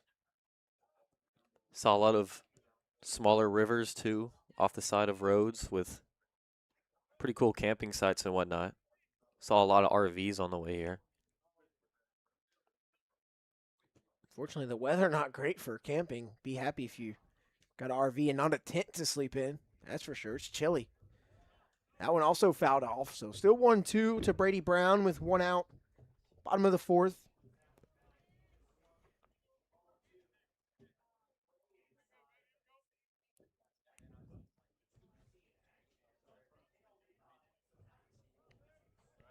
But yeah, if you're interested in being interviewed by our professor from Texas State, let us know. You can either let us know in the chat, leaving any of your contact information, and we can get y'all connected, or however you want to do it. This one shot into center field, falls in front of Akers, and coming home is Owen Musil. He will score standing up. It's a 1-out RBI single to make it 7-4. Miners still lead it, but Brady Brown adds on. Yeah, they're not done.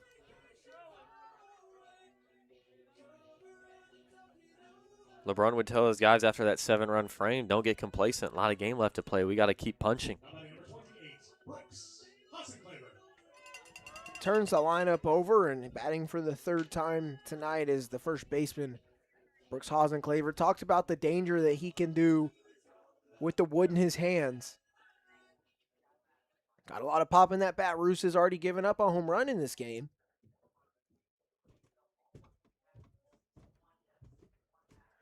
First one from Roos. Off speed just above the zone. It looked like maybe his cutter there that he's been working on.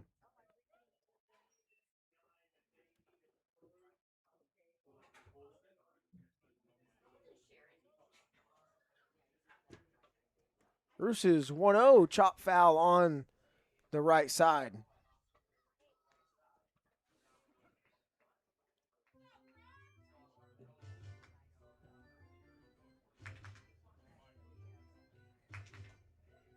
The Owen Musil led this inning off with a double.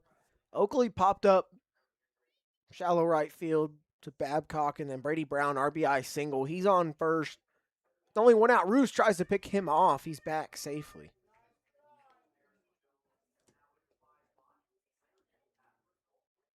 Mentioned Colin Roos is still looking for a new college to call home. And, well, we're actually about a month away from the fall semester starting. So he still he definitely has not even registered for classes yet. I don't even know what his fall schedule looks like academically. I still got to finish mine. Really? Yeah, there was a class full, and Oh, yeah. I got to get like an elective. I don't know. It's all this stuff. Foul tip by Hasenclaver.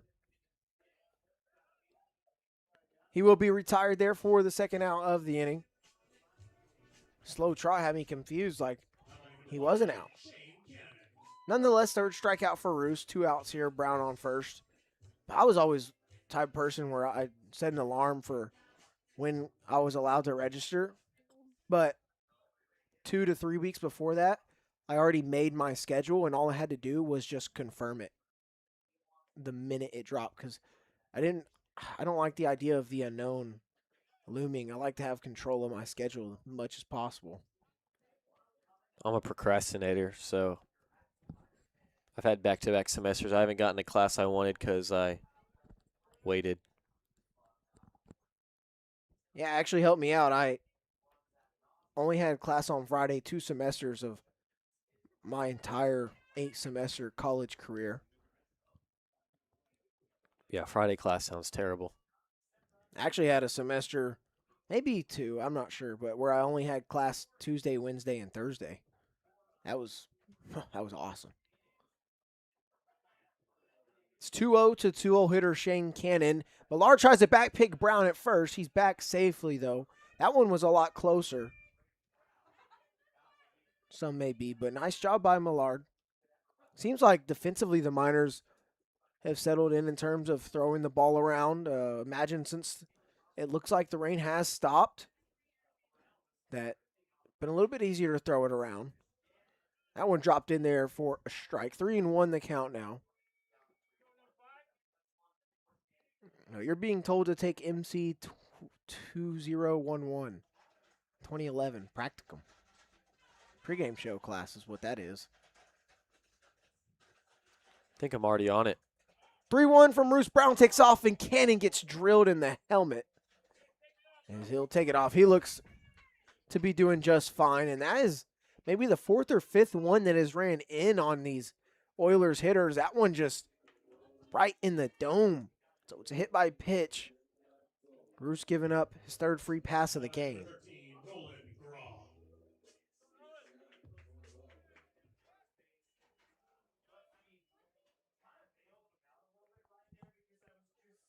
Conversation, Binter Williger coming out to talk to Roos for the second time this ball game. He came back out to talk to Roos in that bottom of the second where the Oilers scored that first run of the ball game, though that had 2 errors, fielder's choice, single walk, fielder's choice. A little bit of luck on the Oilers side in that inning, but trying to settle Roos in here. It was at one point a 7-1 lead for the Miners. Don't want to let the Oilers creep back in it. Couple guys just now getting warm out there in left field. I think the Miners may have taken too long to get their first arm up and moving. Roos through 3 2/3 so far, trying to make it 4. And I wonder if that 7 spot in the top of the third, giving him lots of rest and breaks between going back out there on the bump, affected him any bit.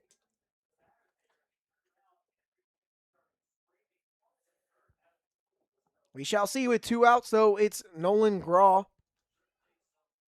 digging in against Roos. First one from Colin, who just misses for a ball. Yeah, just hiding in with that slider, it seems.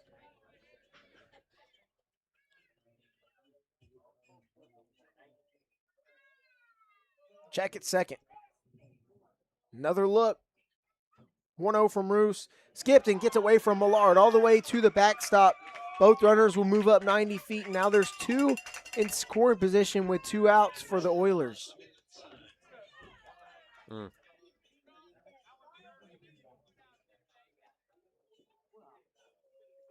2 away. Any ball to the outfield should probably make this a 1-run ball game. So Roos going to have to settle in here.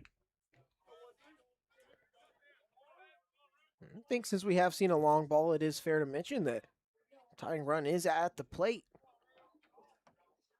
Miners at once led 7-1. Now 3-0 with first base open. Millard holds it. Maybe disagree with the call. Kral just stared at him and didn't move. That was weird. Kind of awkward.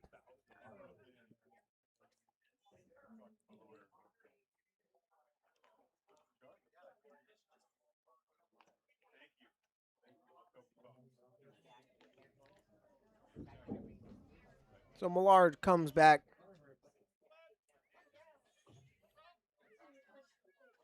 We'll do it right here between Graw and Roos. The 3-0 is in there for a strike. Colin wants to battle back and not load the bases for Luke Lusky, who's scored twice already. And he hit a home run, 2-run shot back in the third. Not a hitter Roos wants to see with the bases. Juice, chop foul, first base side from 3-0 to full.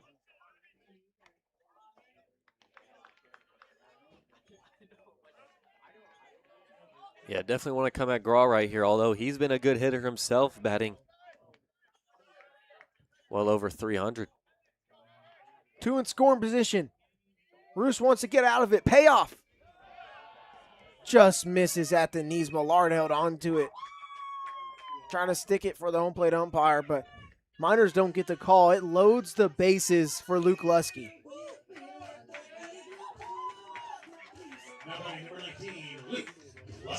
I don't think it's entirely crazy to go to the bullpen here. Well, this is where I'm saying I think they waited too long to warm anybody up.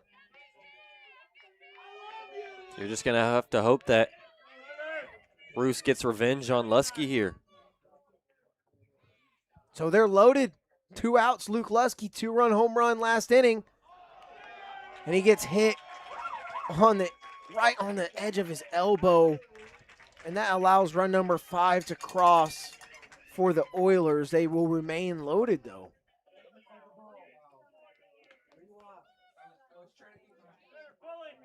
Finally going to be done now. Tyler LeBrun trots out there as at the second hit by pitch for Colin Roos in the inning. 4th free pass given up all night. So it's 7-5. Miners lead it here with 2 outs in the bottom of the 4th. Bases will be loaded for the new arm for the Miners. We'll have him when we return.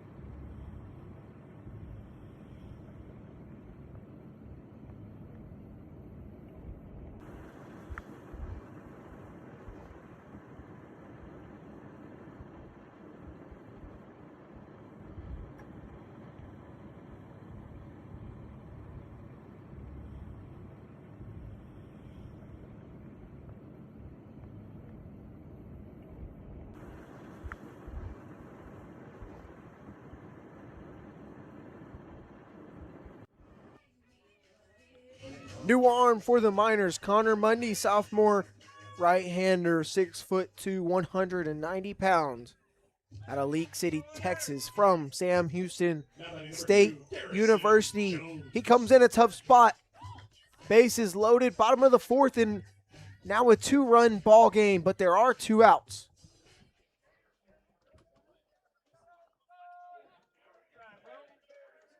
Shane Cannon's at 3rd, Nolan Graw at 2nd, and Luke Lusky, who was just hit by a pitch, aboard at 1st.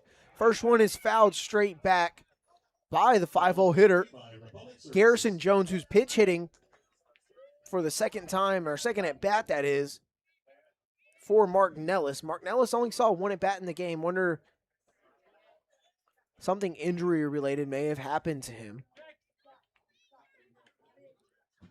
Mundy's 0-1. Shows bunt, pops it up.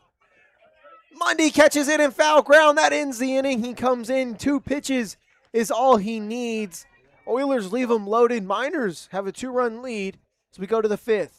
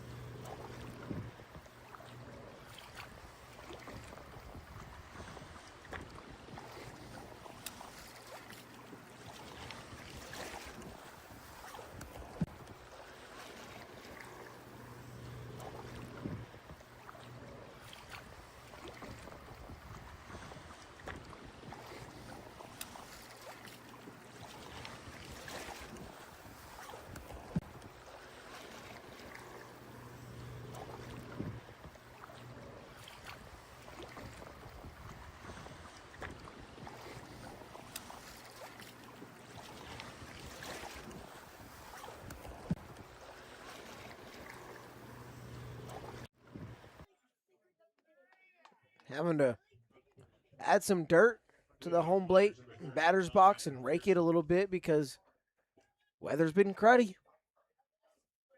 Here at Coral Seymour Memorial Park, 7-5 Matsu Miners lead the Peninsula Oilers. The top of the fifth, all 7 runs for the Miners coming in that top of the third inning. They'd like to add on. Alex Pearson sees ball 1 from Evan Cineras.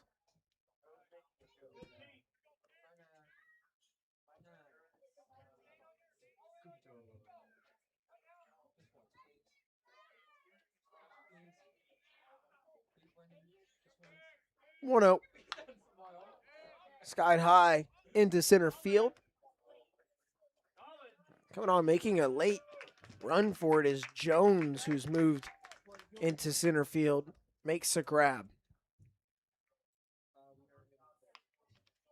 Now batting number 46, Luke Hughes. So with 1 out, it'll be Luke Hughes. Declan Spooner will be due up afterwards.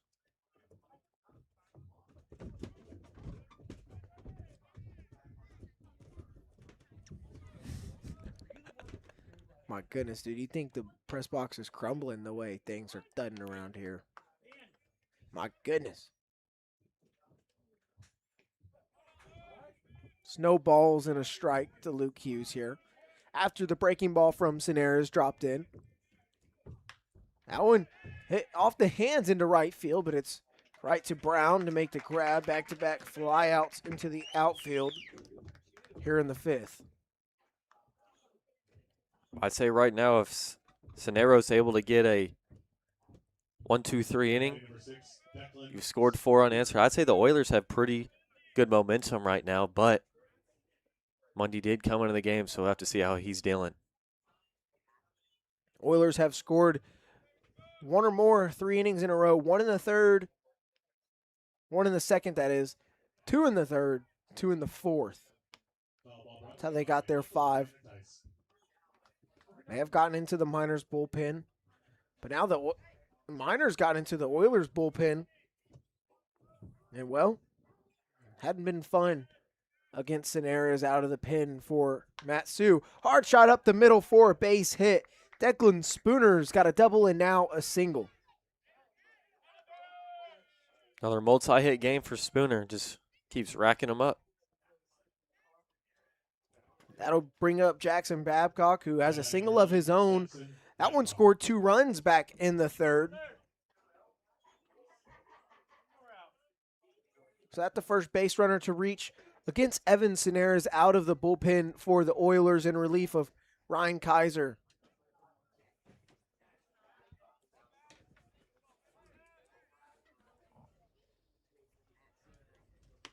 That inside and gets out of the glove of Oakley. Free 90 for Declan Spooner. He's in scoring position with 2 away.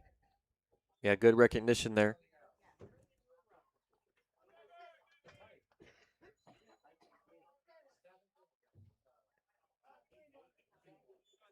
Kaiser as the starter, looking back at his day, no strikeouts.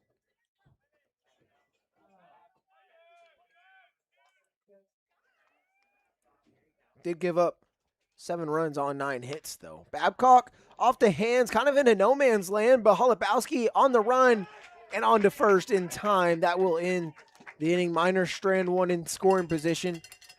Hold a 2-run lead. We go to the bottom of the 5th.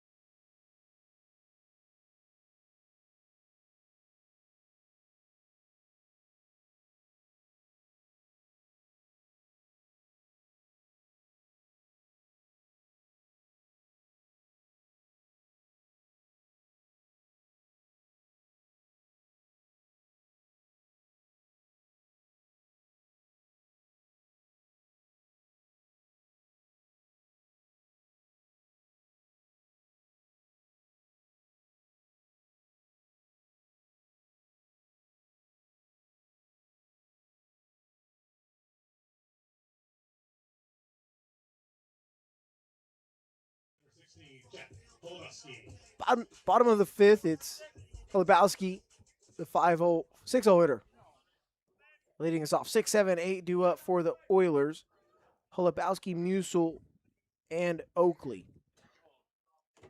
Holubowski, the lone guy that did not get in at bat last inning. 8 guys sent to the plate by the Oilers. He the lone guy left out of that only 2-run party, but they did leave the bases loaded against Connor Mundy, who came in relief of Colin Roos. With them already loaded, got a bunt to pop out to end out the inning. Hard hit and into center field for a base hit.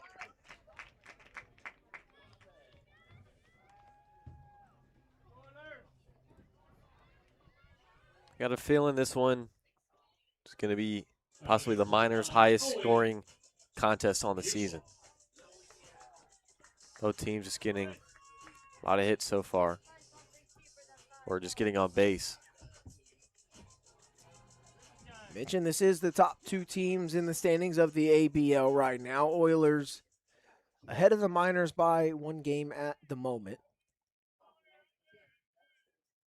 But they've got 4 against each other, so something's got to give at some point. Now, the fact that they are playing 4 games, it could very well get split. We could just leave here right where we started.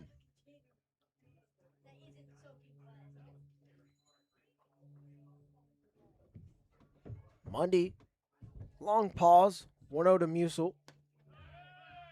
Outside corner, called a strike.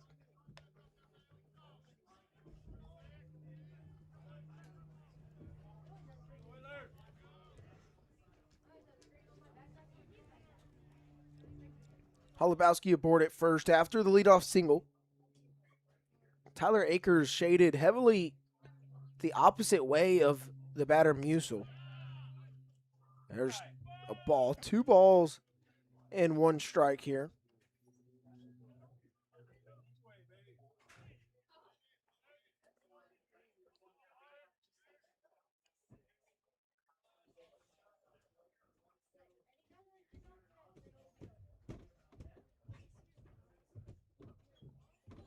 Two-one on the way, swung on and missed. 2 strikes now. On the 7-0 hitter, Musil doubled and scored to lead off. Bottom of the 4th inning. Miners were at one point leading by 6 runs. But the Oilers have made it interesting. Nonetheless, they've got plenty of time to change the outcome of this one.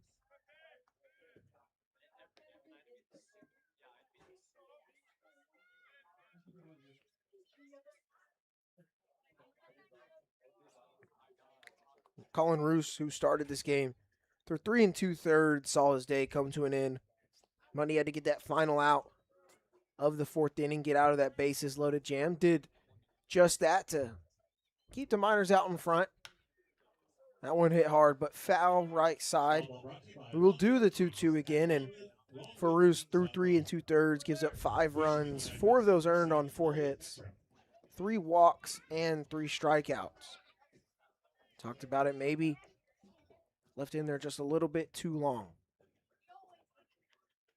I do know in his last start, he said he just got a little bit fatigued and felt like he was left in there maybe a couple of batters longer. Called strike 3. Mundy gets Musil looking, and there's the first out. That's a huge pitch. Pitcher's pitch there from Mundy, because Musil already 2 for 2, the tying run. Big to set him down.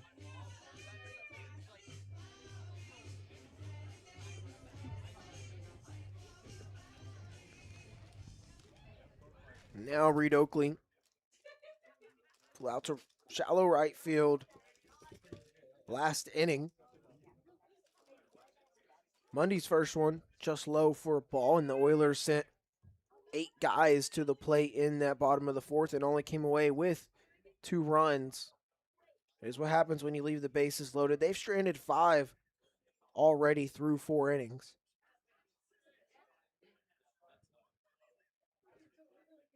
One 1-0 Misses outside.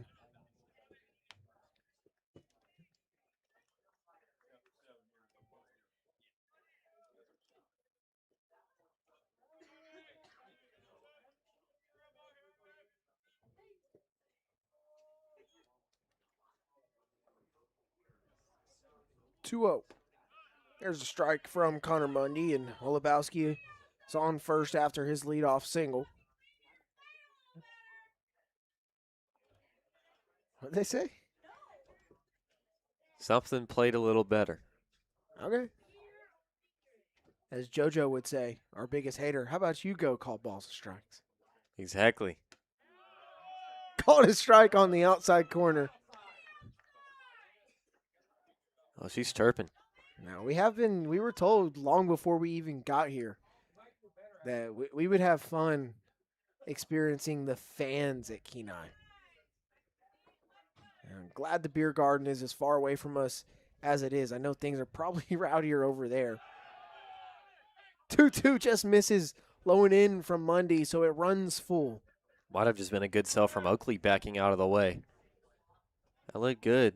The whole infield thought he got him. It would have been the second straight backwards K in a row for Mundy. He just got Musil down looking. Oakley on the ropes, payoff pitch, hit into center field. Akers already playing towards the opposite way, but Babcock will call him off and make the grab. So there is the second out of the inning. You see Akers stare at Babcock after their point at where he caught it out in right center, but I think it is an easier play for Babcock. Regardless, someone made the catch, so 2 away. I would prefer my guy running to his arm side and not his glove side making the catch. So turning that wrist over. So, yeah, I agree. Now, 9-0 hitter Brady Brown with 2 away against Mundy for the first time. Just misses inside.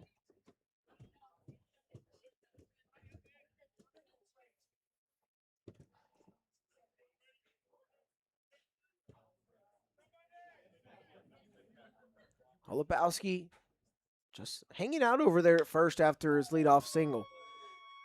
Will Godfrey from the third base position. Throw gets away from Declan Spooner and able to snag that one on the short hop. Inning stays alive. E5 keeps it going for the Oilers. They've got 2 in scoring position with 2 away. Yeah, it's a tough play, but you still got to come down with the throw. And that's going to flip the lineup over to OPS leader in ABL this summer, who luckily for the Miners, he's 0 for 3. Yeah, that's the top of the order up. A guy that is flown out, grounded out into a fielder's choice to end an inning, and struck out. So Mundy gets the Miners out of a jam just in the bottom of the fourth with them loaded. None of those guys belonging to him on the base pass. These guys do. They're on second and third. First pitch is a strike. See if he can get out of a jam of his own.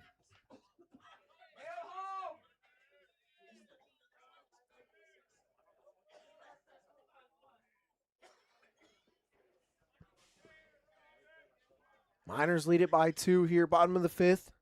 Been playing for almost 2 hours already. 0-1 right back up the middle, gets through. Coming home is Holubowski, and being waved around is Brown. Throw will go wide right of home, and now it's rolling all the way to the backstop. Mundy isn't going after it. Millard has to go get it. Says my bad, and now on the air, go ahead and puts Hasenclaver on second, and we're all tied up.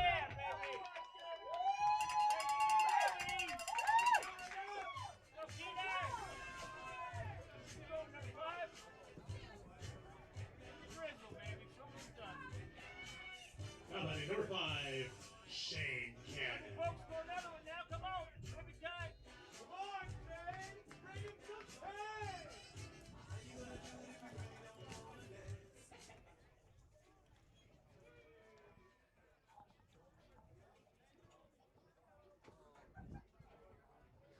Shane Cannon with 2 away now.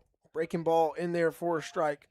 So Connor Mundy gives up 2 runs right there. So the Oilers in the second 1 run, third 2, fourth 2, and now fifth 2 more. Bits and pieces. They've got their 7. Miners did it all in 1 inning. Everything else, though, goose eggs for them. 0-1 fouled straight back right at somebody's face. Actually, the Oilers players who are on pitching chart duty. I got him to flinch pretty hard. But for Hasenclaver, he's been doing it all summer. RBI's number 18 and 19, just doing really good.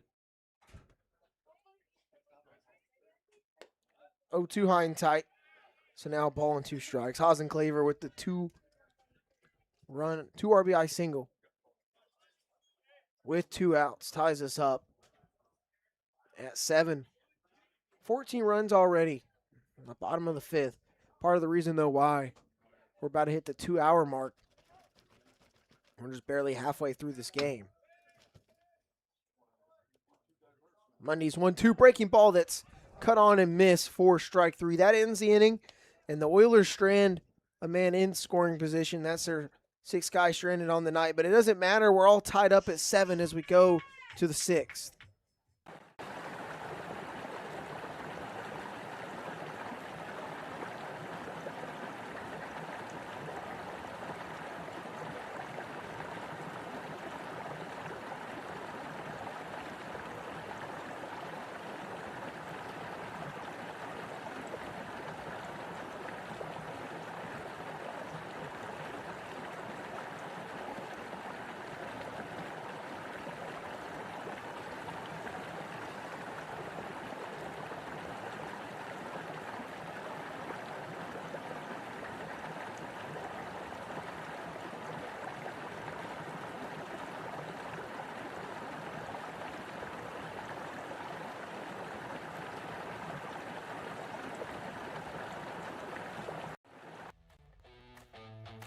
Take a look around the ABL and your standings at the moment. I've mentioned multiple times it's a 1-game difference between your game right now, the Oilers and the Miners, with Kenai being in first place right now and tied for second.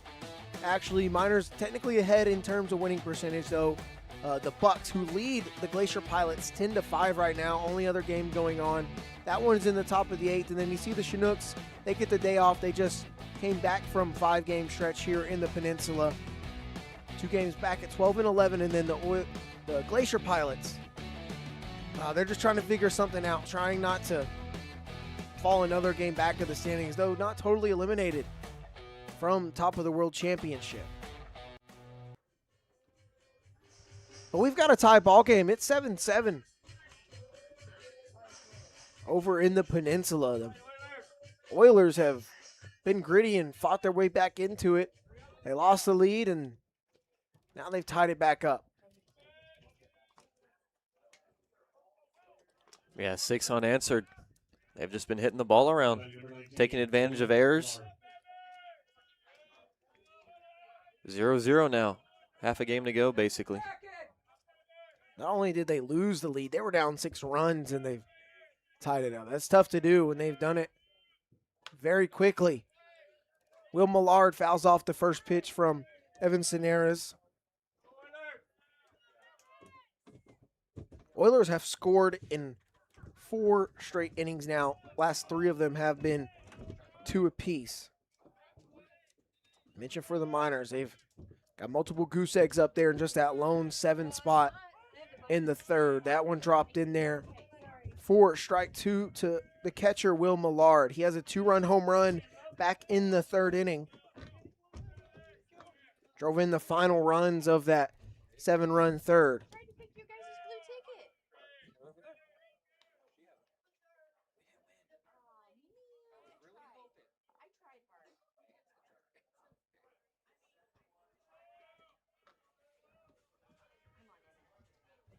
Sedaris working at his own pace here. 1-2. Going to be hit into right field towards Brown, who ranges back into his left. Grabs it for out number 1.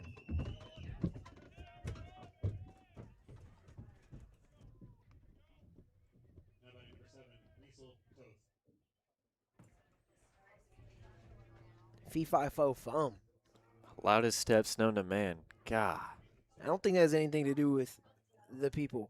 It has everything to do with the infrastructure and the wood and the age of the wood around this press box. It's interesting, that's for sure. First one to Totu shows bunt.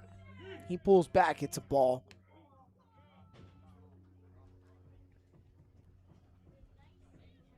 And since Cineris came in, just that one single from Spooner through 3 innings. So it just game completely turned on its head. Momentum all in favor of the Oilers.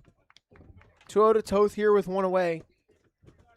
Top of the 6th. He's 1 for 2. Scored back in that 3rd inning. He led that inning off with the triple, and actually both of his at-bats came in that 3rd inning. He led it off and then was the final out.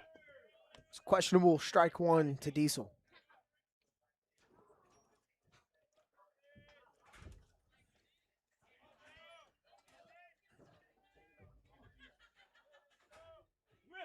Two one, wave and a miss. That one, high heat.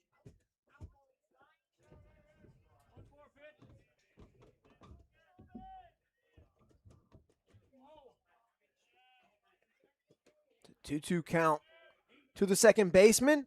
That one hit off the hands, but on the line right to the first baseman, Hasenclaver, for out number 2. Just right at him. Now the bottom of the order. Tyler Akers, not a bad day. Does have an RBI single, but if you can believe it, was caught stealing in that 3rd inning for the first time all season. Mention his 40-yard dash because he is a football player. 2 at East Central was a 4.3, so that tells you anything about how fast he is. First pitch dropped in there for a strike. I know his 60-yard dash was very fast as well. If you weren't aware, football does 40-yard dashes. Baseball measures via the 60. 0-1, that one skied into left center field. Giving chase is Musil and grabbing it. 3 up, 3 down. Go the Miners in the top of the 6th. We'll go to the bottom half.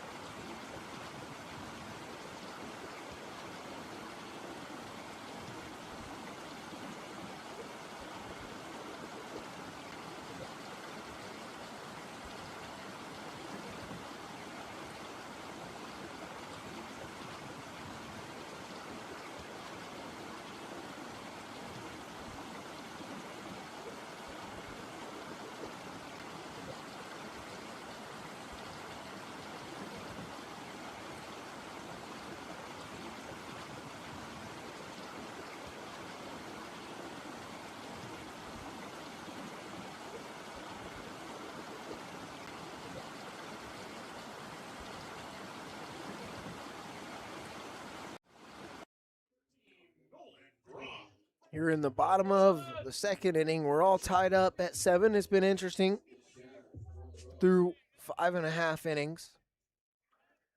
That is for sure. Miners 7 runs on 10 hits with 3 errors in the field. Oilers 7 runs, 7 hits with 1 error. Graw seeing Mundy, swings and misses at strike 1.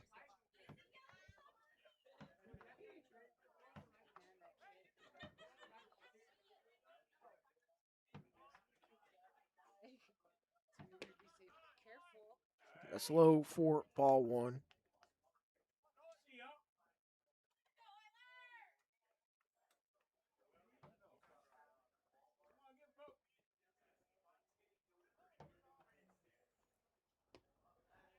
Just outside. For ball for Monday, you mentioned that it was super heavy mist before the ball game, about an hour and a half beforehand. Slowly did die down, and Oilers just really wanted to play this game, so we are playing it, obviously. Popped up, middle of the infield. Diesel Toth, barely in the outfield grass, has it for the first out of the inning, and the Oilers deciding to play this game much to the dislike of the Matsu Miners, just based off the conditions alone.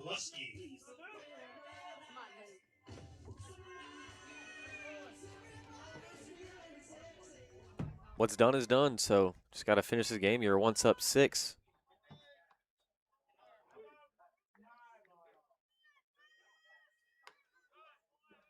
Lusky sees strike one. He's got a big fly. He's reached base all 3 times. Reached on an error and scored in the second. 2-run home run in the third, and then he got hit in the fourth. Did not leave his position of first base. This is the last guy Colin Roos, the Matsu Miner starter, faced. Fouls that one off. Quickly 0-2 to him. Yeah, having himself a solid day.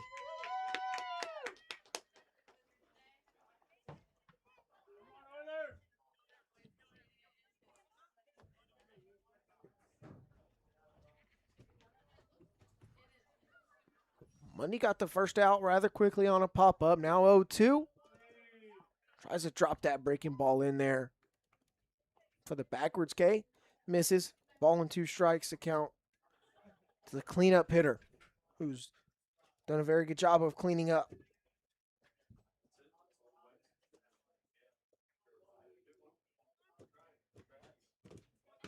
Monday misses. 2 balls and 2 strikes now. That's 2 really close ones. Neither bad misses.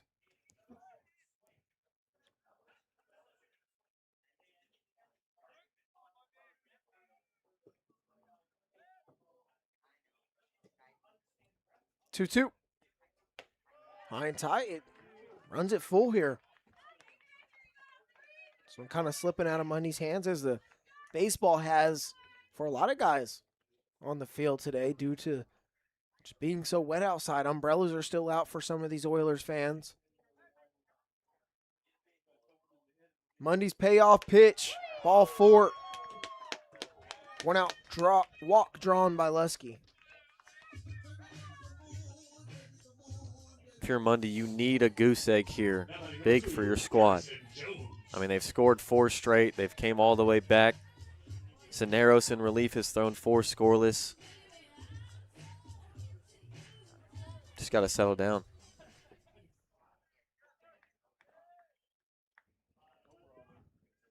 Garrison Jones digging in with runner on first and 1 away. The Oilers have scored now 4 innings in a row. 2 runs in the last 3. He swings and misses at strike 1. And it's one of those situations, because the Miners have scored all their runs by themselves, earned, but the Oilers only 5 earned runs of their 7. Lusky took off for second. Money hadn't even gone home. He tried to pick him off. Lusky somehow gets back. But anyways, just Miners still errors coming back to keep games close for them or even lose it for them. See if Lusky's a little bit less anxious over there. That one skips in front of the plate, gets past the catcher Millard. Lusky will get into scoring position regardless.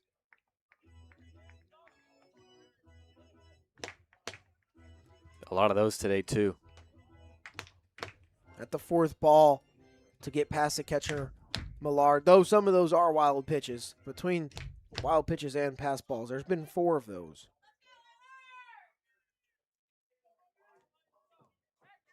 Actually, a ball thrown home from Tyler Akers last inning in center field that got past Millard as well. High fly ball near the right field line. Babcock giving chase. Justin foul ground will make the grab. Lesky will not tag.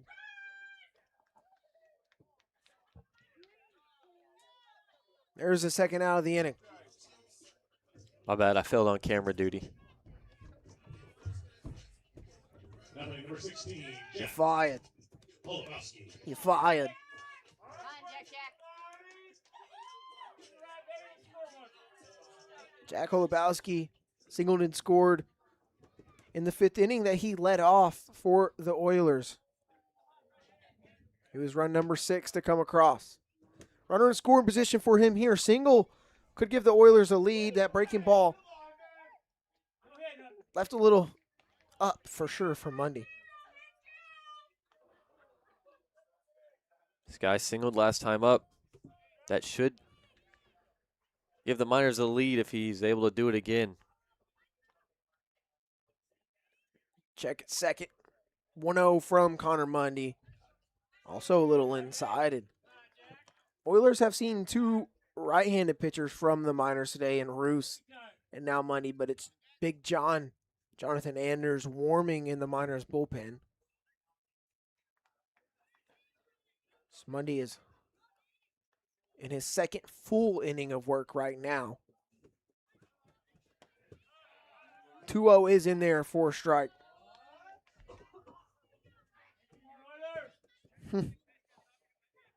Yeah, you missed Babcock's catch and disapproval from Mr. Babcock. How could you? My fault. From one Astro fan to another. You two, not me. Oh, the Astros fans. Hard shot on a line towards Hughes and left, but he makes the running grab that will end the threat and the inning. Mundy gets out of it. Another guy left on for the Oilers. Still tied up. Let's go to the back third.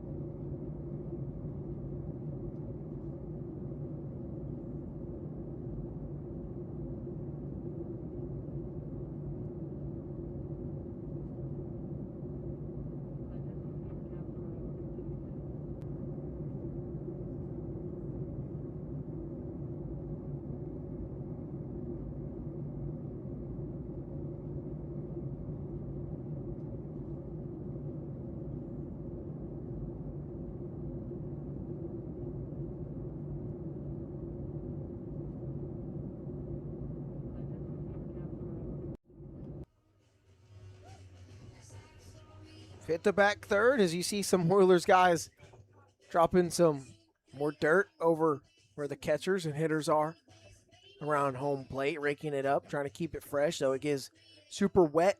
It gets more like mud or really thick clay maybe. So you put some dry stuff and push it around to make it more like regular dirt. Now 1-2-3, Will Godfrey leads it off for the Miners. Evan Sonera is still out there.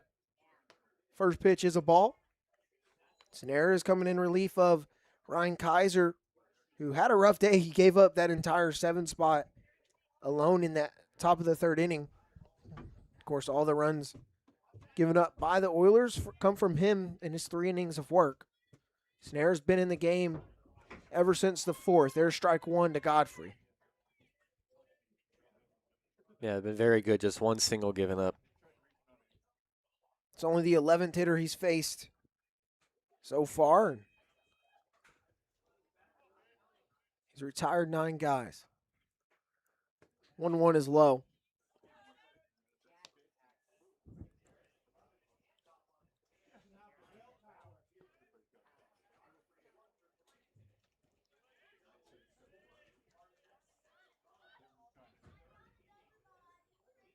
Snare 2-1 to Beef. Wave and a miss evens things up. Beef having a pretty solid day. He's 1 for 2. Reached on a walk in the first, but doubled and scored in that amazing third inning for the Miners, where the inning's starting to look like a fluke. When you compare it to all the other zeros up there, they strung together 8 hits in that inning. 8 of their 10, that is.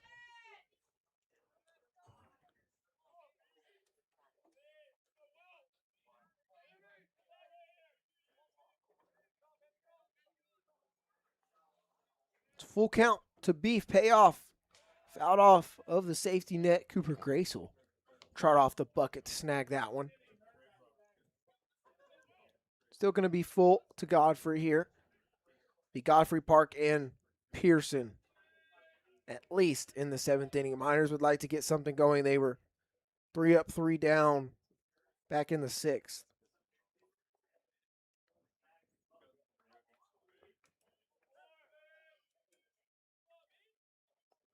Beef trying to battle here against Sinares. Maybe see some pitches here.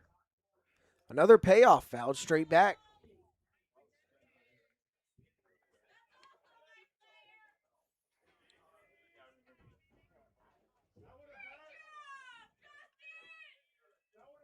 These Oiler fans are loud.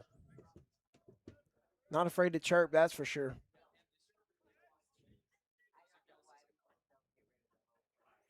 Third payoff pitch. Called strike 3 at the knees. Beef had already thrown his bat towards the dugout. You know he disagrees with that one, but it's how number 1 in the inning comes to be. Now batting number 11, Austin Park.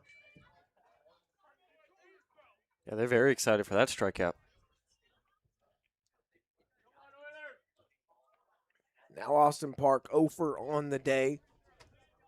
Mentioned he did lead the ABL in batting average coming into this one.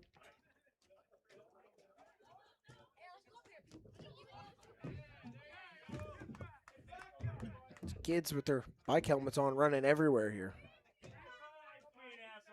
Can't ever be too safe, I guess.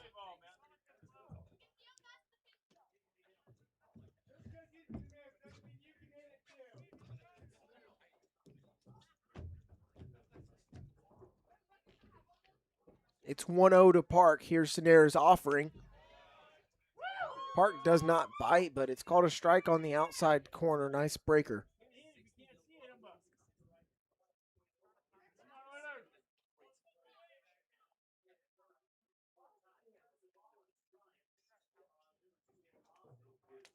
One. Wave and a miss. Same pitch.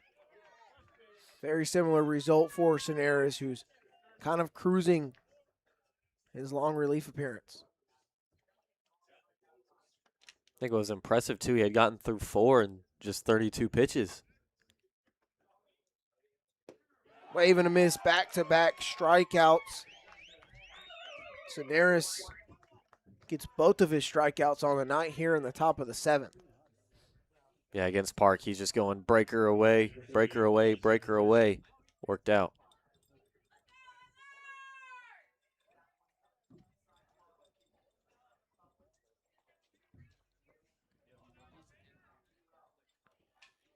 Something's got to give between one of these two squads. Sinares does not seem like he's going to budge. Pearson takes ball 1.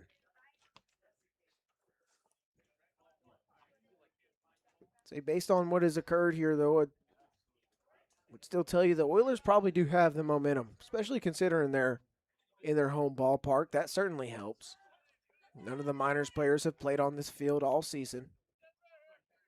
Coming off a game last night where they were blanked 2-0. Also played in Anchorage the day before that. Got home late last night. Short night of sleep. 4-hour van ride today. The rain. 2-1 to Pearson. Yeah, definitely off on their routine, that's for sure.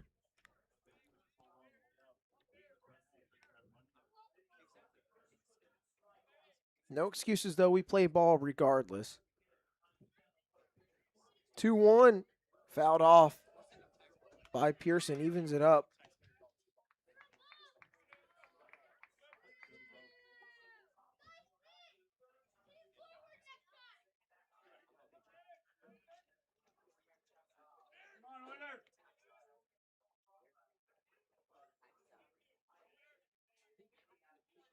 Two.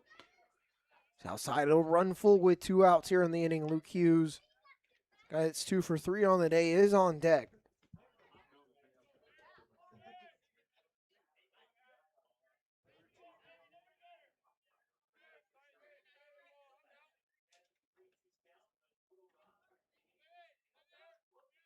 Sonera is taking his time. Payoff on the way. He's going to strike out the side. Pearson is not happy about that. He's going to let the home plate umpire know that he missed that one, according to Pearson. And here comes Miners head coach Tyler LeBrun. Tell Pearson, hey, man, you let me worry about that. But side has been struck out by Soneras. We'll go to the bottom of the 7th.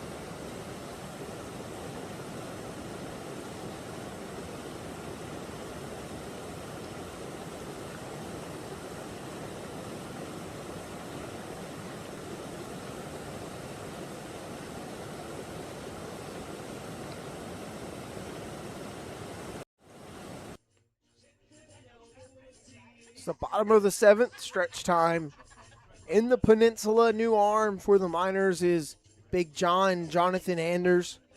Southpaw, 6 foot, 195 pounds, out of Rosenberg, Texas. Now committed to continue his baseball career at Texas State University. Big John comes into the game where we're all tied up at 7 in relief of his former Sam Houston State teammate Connor Mundy, who threw 2 1/3 innings, gave up 2 runs, both unearned, on 2 hits with a couple of strikeouts and a walk.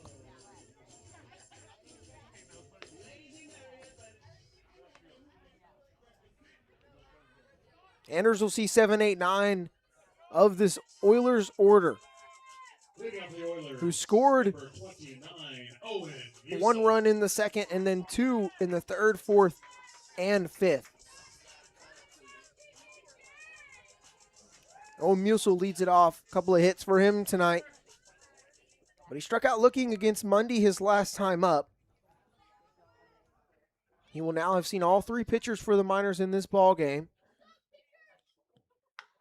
First pitch, swinging, pops it up, left side of the infield. This ball carrying towards second base. Austin Park waits for about 5 seconds, but he got it.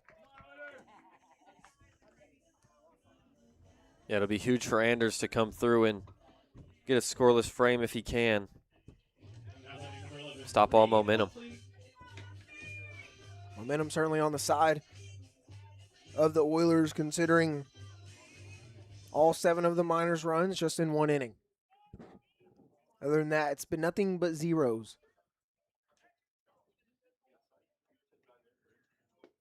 First pitch, beautiful breaker for strike 1 to the catcher, Reed Oakley.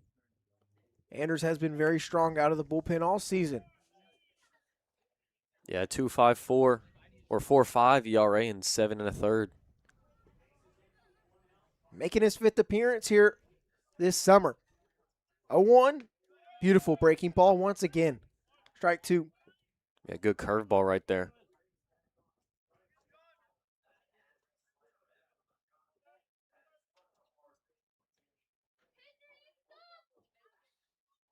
Quickly 0-2 to the catcher, Oakley. Swing and a miss. Strike three. Anders, 4 pitches, and he's got 2 away.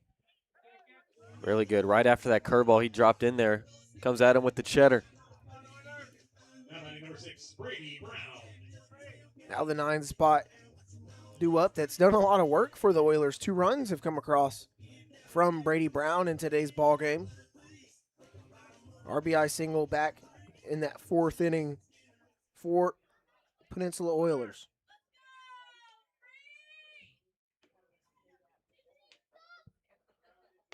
Anders misses for ball outside to start off this at bat.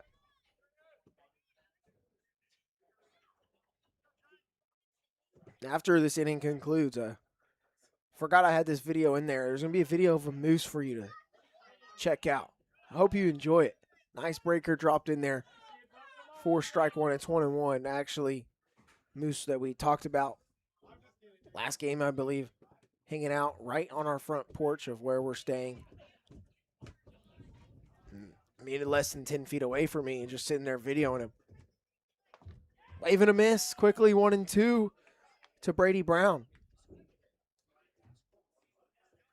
If you pay close attention to the video too, I believe this is the video where the moose, it's a bull by the way, has a broken left leg. You can maybe see the swelling on it as well. Skipped in front of the plate. Deuces run wild. But if you pay attention to the video, eats like some metal flower thing that just holds water, trying to drink water. You can hear it crack a bit and him kind of breaking it. He was just kind of eating plants in the flower bed, and then not only that, you notice maybe his broken left leg and then also all the flies around him. A lot going on with that moose in one video, that's for sure. They're interesting. 2-2 from Anders. Whoa, it hits him on the swing. Browns was just chest down on the ground. Now slowly getting up from the knees. Yeah, Fouled that off the worst spot possible, I think. Yeah, that's what it looks like. Whew. Have we seen that before? We have.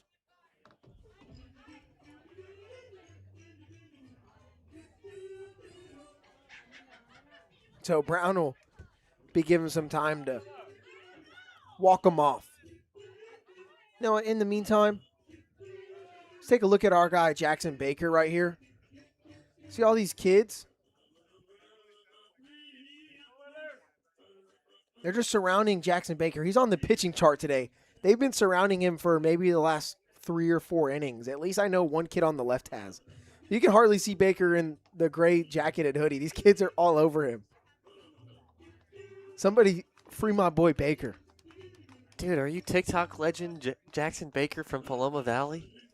Oh, yeah, that's me. Dude, they should get an autograph. He has his own baseball card.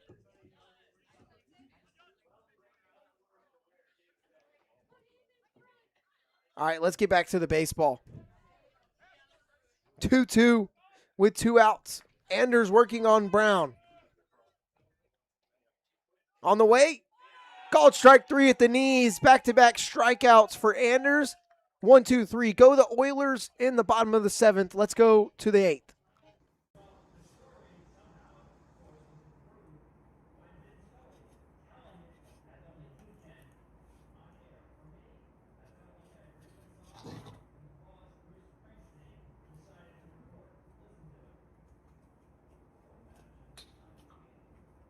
He just broke it.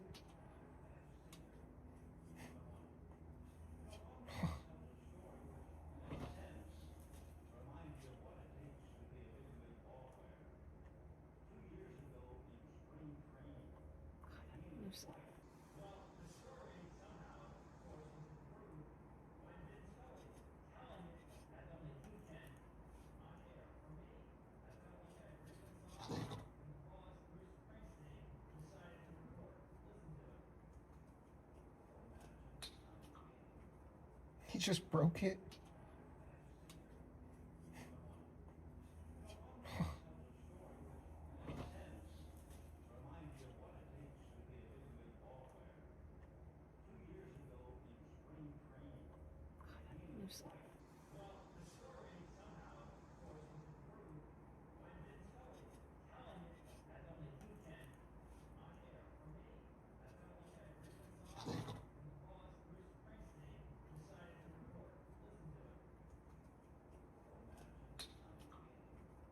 He just broke it.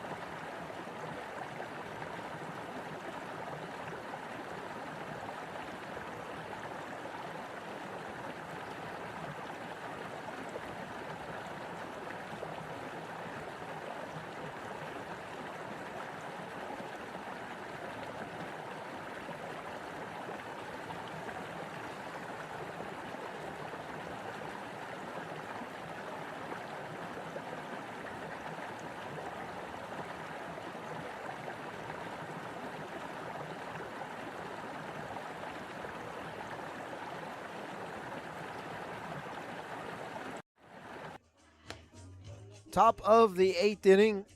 Heart of the order, do it for the Miners. 4, 5, 6. Hughes will lead us off. Gets Evan Cineris, absolutely nails out of the pen. He's only surrendered 1 hit and 1 base runner through his past 4 innings of work. He just struck out the side for his first 3 strikeouts of his relief outing. His first one to Hughes is a painted fastball on the outer half for strike 1. Yeah, from the looks of it, he's just getting started, which is bad news for the Miners, so they're going to have to break that. We're due for an interesting and possibly fun late inning finish in game 1 of 4 between the top 2 teams in the ABL standings right now. Oilers are 14-9 at the moment in first place, up half a game. Actually up a whole game over the Miners. This one going to get through into left field for a base hit. Luke Hughes leads us off with another hit. Make that 3 singles on the night for Luke Hughes. Just continues to hit the ball really, really well. He's got a good hitting streak going now. And let me correct myself on the standings. The Miners are now in 3rd place due to the Bucks just now defeating the Pilots. So the Bucks are 13-9. They've won 3 in a row. They're half a game back of the Oilers. Miners 11-8, a game back, half a game out of second behind the Bucks as Spooner looks at ball 1. Also a guy with the 2-hit night. 4 and 5 spots doing good work for the Miners today.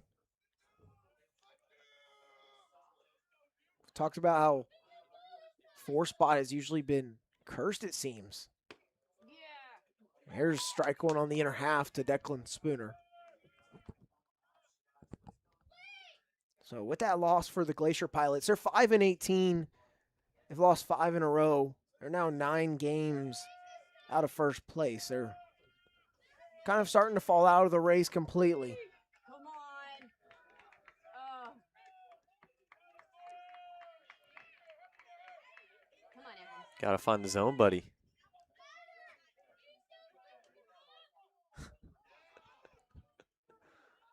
It's a 2-1 count between Cineris and Spooner with Hughes on first. Make it 3-1, and Spooner has kind of just got that mojo to him. I think it's the word I want to use to describe it. You see him take that pitch, the last 2 actually, just kind of swiping that back left foot across the lefty's batter's box and staring down Cineris, trying to play the mental game. We've seen Spooner kind of have these competitive antics multiple times before. 3-1. Runs inside. That's ball 4. A bat flip from Declan Spooner. He'll gladly take that 5-pitch walk. First 2 will reach for the Miners in the 8th. There we go. This is where This is where you have to get something off of Cineris right here. Well, if the next 5 guys do up for the Miners, they all have a hit in this game. Now, those all coming back in that 3rd inning where they scored 7.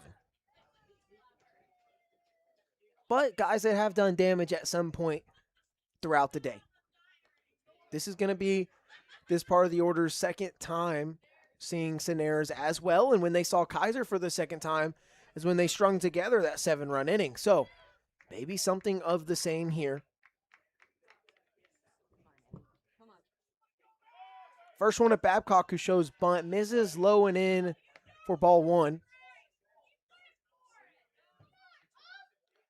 So I'll tell you what, the Oiler fans have stuck this one out for a cruddy weather day, and let me tell you what, not a single person has left the beer garden since this thing started. And I can imagine why they haven't left. Only reason I could see to leave is if they run out of beer. Well, they got some good baseball going on right now. This is definitely true. on pace to hit our longest game of the year so far, though. Yeah, we're 2 hours and 34 minutes into this one.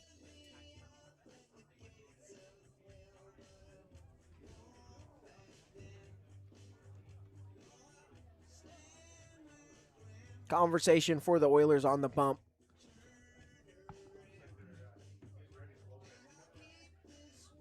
They're going to the pin. Cineris gets pulled mid-AB against Jackson Babcock. So he lets up a single and a walk in this top of the 8th. Only 3 guys reached base against him all night, but he will exit the game through 4 innings of relief work. New arm for the Oilers. We'll have him when we come back.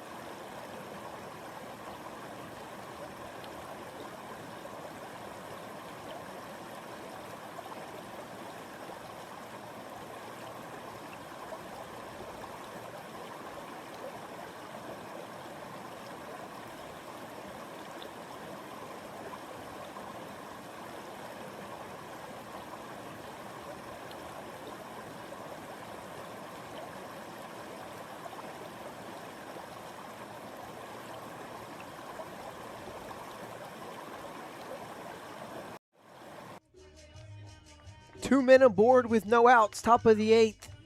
And it's a 1-0 count to Jackson Babcock. That's the situation. Nate Ramirez has been called upon to come in relief of Evan Cineris, who through 4 innings of work only gave up 2 hits, struck out 3 guys. That was the side that he retired via the K in the 7th.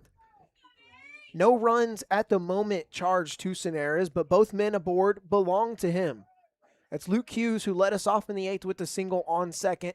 And then Declan Spooner, who drew a walk on first. Babcock shows bunt again as he did against Cineris. It's low and in, as the pitch was from Cineris.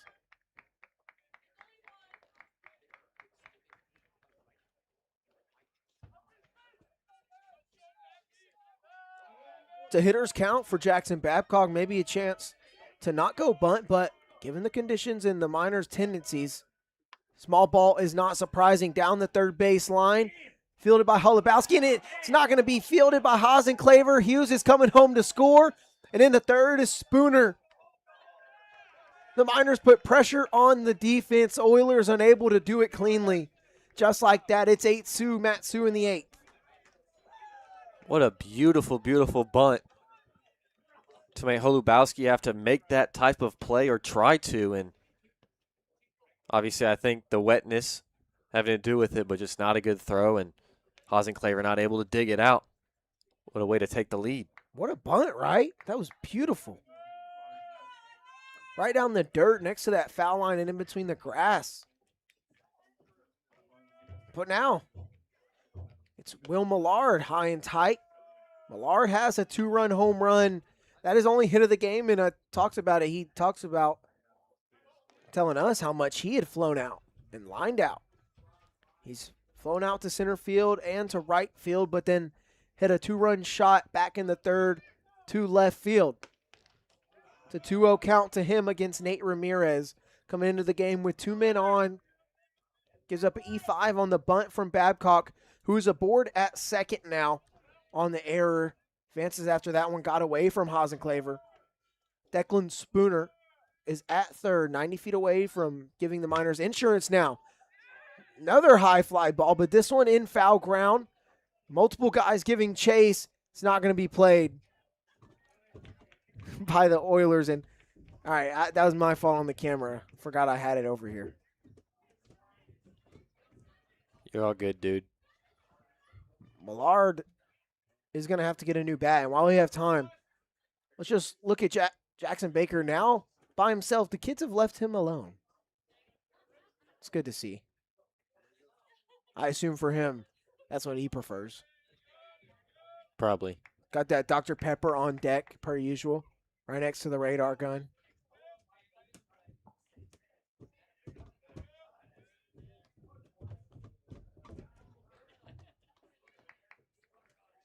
So it's a 2-1 count after the fly ball in foul ground that's not able to get caught by the Oilers.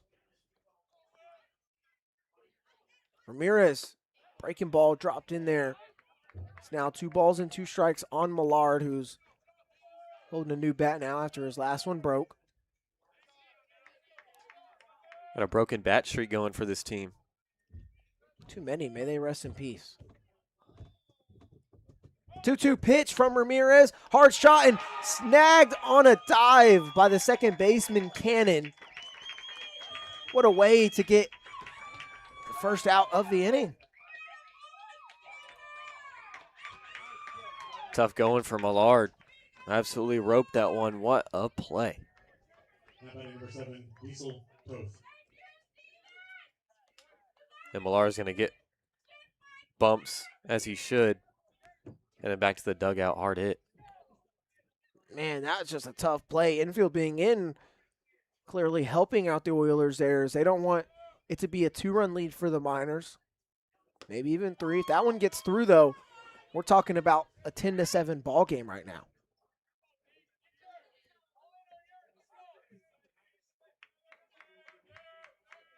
Infield still up. Left side not on the grass. Right side is. 1-0, low to Toth. It's 2 balls and no strikes. Ramirez continuing to get behind in these counts to these hitters.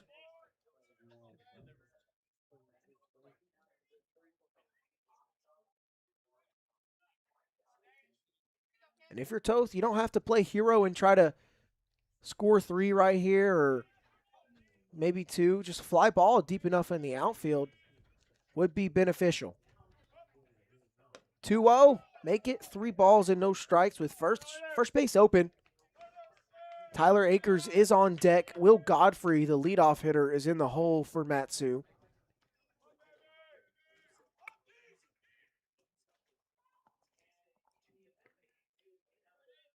Surely an auto take from Toth. Already 1 walk in the inning, but that one coming from Evan Senares.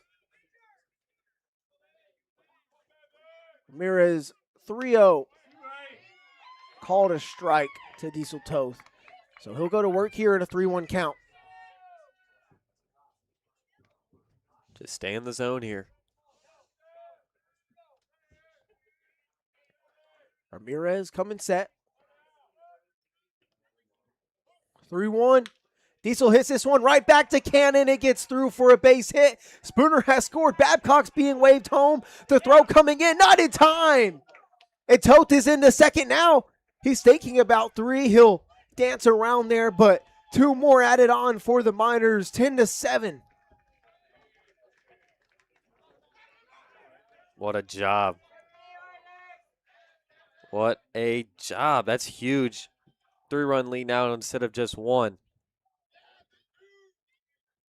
And he's able to stay on that pitch on the outer third and just basically put it right back up the middle. I think the baseball gods did that one in honor of Will Millard's bat. He Had breaks his to. bat, lines out hard to Cannon at second, and then Diesel Toth hits it right back to him, but just under Cannon's glove. So may Will Millard's bat rest in peace. But it's a 3-run lead for the Miners after Diesel Toth's 2 RBI single with 1 away. Now the speedy Tyler Akers shows bunt, fouls it off.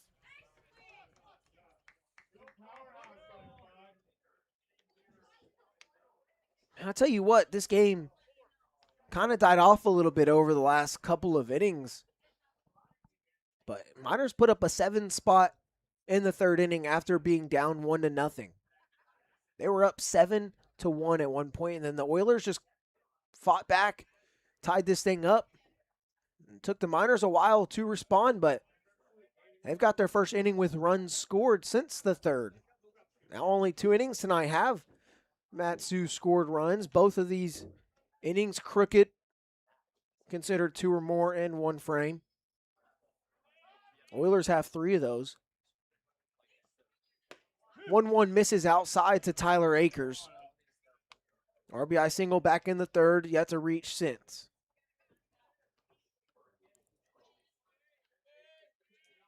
So now Evan Sonera's, after an incredible 4 innings of work, first 2 guys reach that he faces in this 8th inning, and his line will not end in a shutout. Toe taking off for 3rd. This one hit over to second by Akers. Hard round by Toth over on the opposite side of the diamond, but there's 2 gone. Always nice hustle from Akers. Actually made that one close. Always does. But Toth now 90 feet away, extra insurance.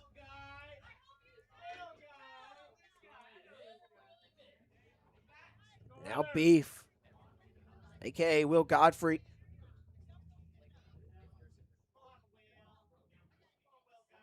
Trying to add on insurance run number 4.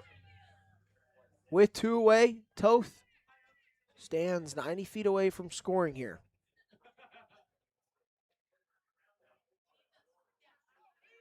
Ramirez comes set.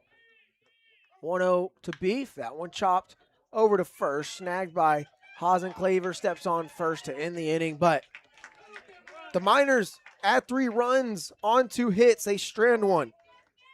They hold a 3-run lead. We go to the bottom of the 8th.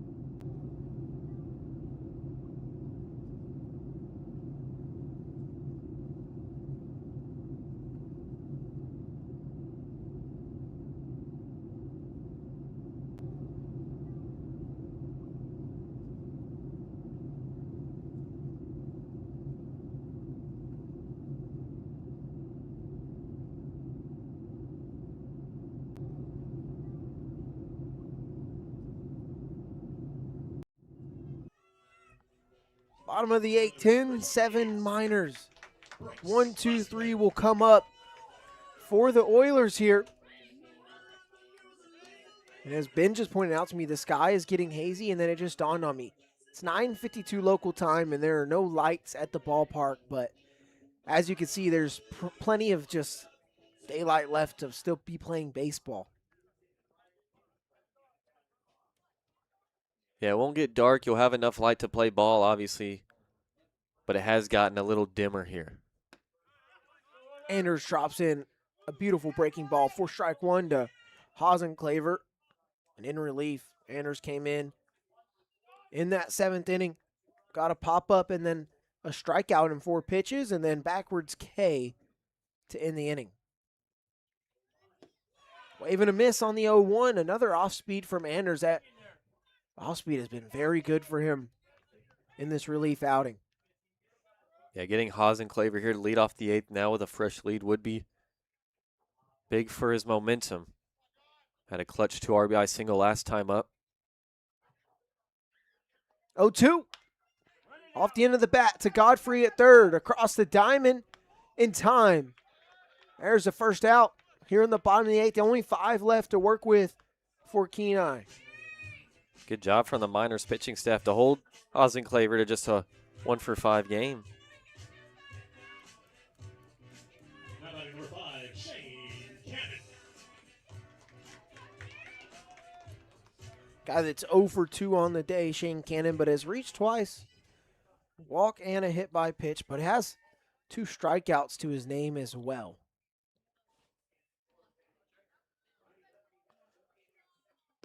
Big John throws a first pitch strike yet again.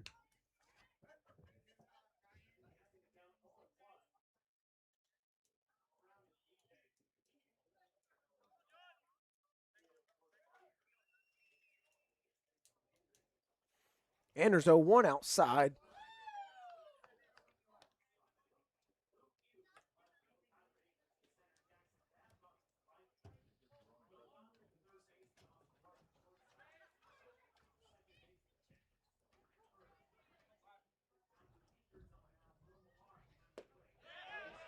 Check swing, he did go around, says the home plate umpire. 2 strikes on Cannon.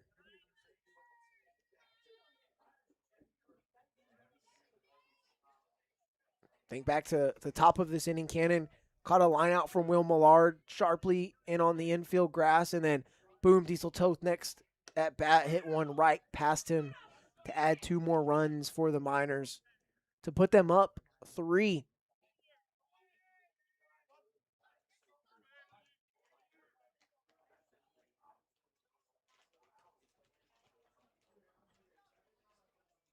Two from Anders. Off the hands, right side, but it lands in the seats. Foul ball brought to you by the Beer Garden. That tells you something about interest of the demographic here. Beer Garden gives them something to cheer for. Hey, you know what? I'm with you too. I'd be cheering if I was sitting here out in the stands too. I get excited about the Beer Garden. Which, hey, those fans, they've stuck around. They ain't going nowhere. As long as they're selling beer. There's another wave and a miss from Anders. He's got 3 strikeouts. Really good. He's been complimenting that curveball and slider well with that high fastball. Off speed has been nearly unhittable from Anders to this Oilers lineup. No, he has only faced 5 guys. This would be number 6, Nolan Graw, the shortstop. Fouled back. Another first pitch strike from Anders. Absolutely efficient in that category this evening.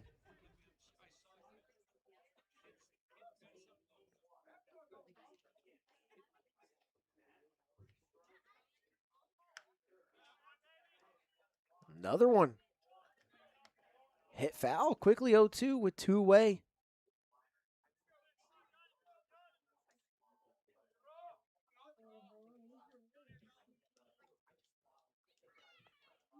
Anders taking his time trying to get the sign from the catcher Millard.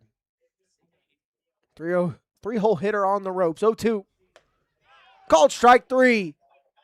Make that 4 strikeouts and 6 batters faced for Anders through 2 innings. He's retired 6 in a row. Miners hold a 3-run lead as we go to the 9th inning.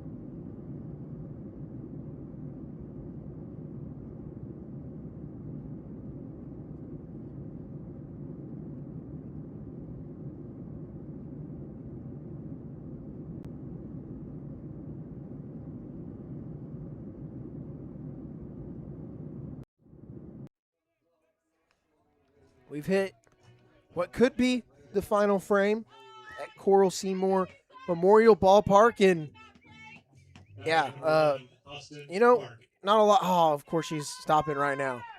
My fault, guys. She was singing Sweet Caroline with absolutely every ounce of whatever she got left in her heart, down 3 runs here in the 9th. Making it fun. Baseball is fun as it should be.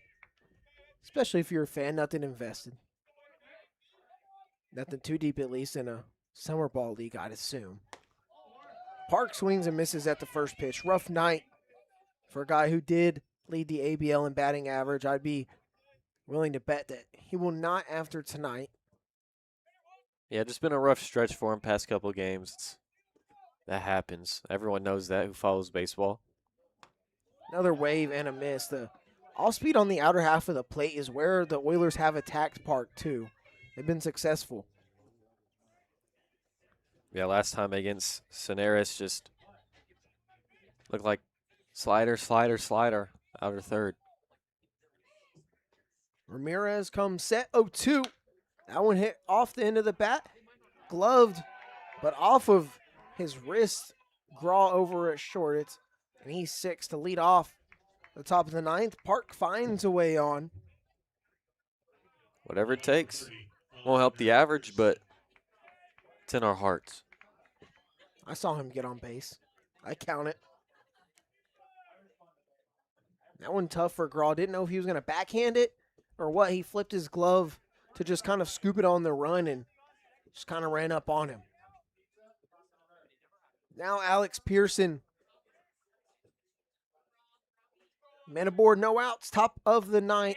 He will swing and miss. That's 3 whiffs in this inning already.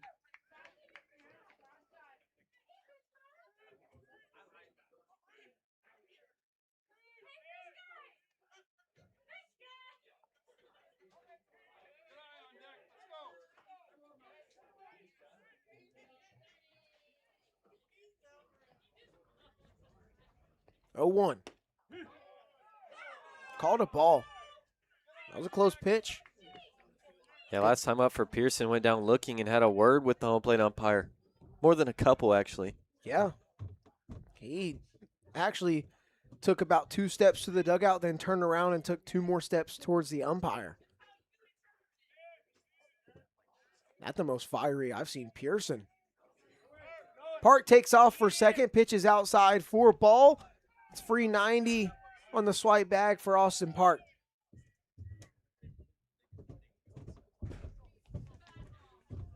Go ahead and make that. Number 11 leads the ABL in stolen bases.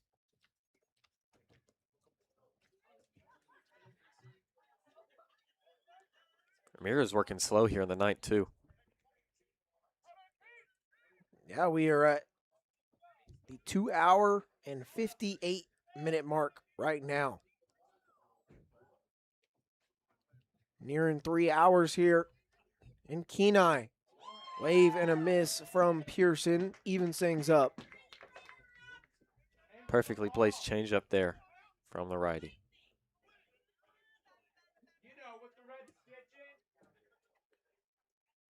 Miners are 5 for 13 with runners in scoring position, though the opportunities where they've had runners in scoring position have only come in 4 innings tonight. Pearson chops one to second, and unable to field it is the second baseman, Cannon. Trotting home to score is Austin Park. Back-to-back errors in the middle infield for the Peninsula Oilers make it 11-7. This is another game. We saw this in the last game against the Pilots where it was close going to the back third, and then the defense for the Pilots, and then now the Oilers just kind of kicking the ball around. That reminds me of the game back on June 25th at Herman Brothers Field between these two. It was tied at 3 into the top of the ninth, and then the Miners made a couple errors of their own to lose that one 6-3. There's a ball, or no, wait, late strike call. That caught me off guard, my bad. Now that game was a little different back on the 25th. It was tied going into the ninth. Miners already leading by 3 in this one, but nonetheless, a couple of errors that change what the box score says at the end of it. That's for sure. Both can be true.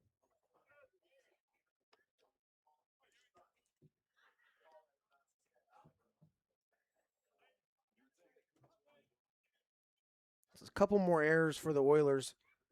Those are 2 and 3 for them on the night. Miners have 11 runs on 13 hits with 3 errors. Pearson gets a look over at first. Oilers have 7 with 6 hits and 3 errors.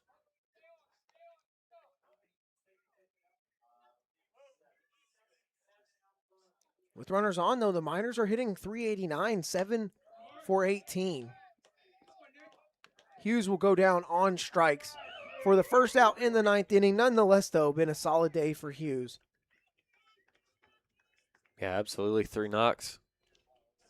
That'll do. Highlighting number 6, Kaden Spooner.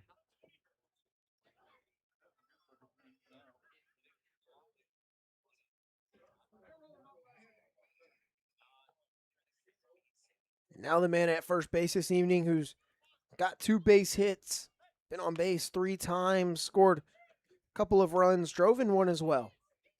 Big night for Declan Spooner.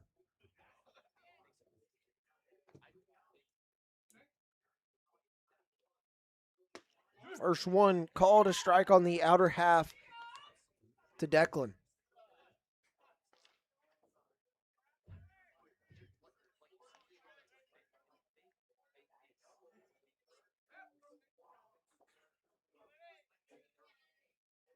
It's only the 5th situation for the Miners with runners on and less than 2 outs. Get time called by Spooner, and he's taking a stare at Ramirez. He's like very passive aggressive today. No, that's just the way he plays the game, right? You've seen a bunch of times he'll take a walk and stare him down as he goes to first. Milwaukee drew in the 8th. He flipped his bat. Now 1-1. He also did that right there. He shuffles and kind of slides that back left foot. But last time he did it with a lot more aggressiveness, I will say.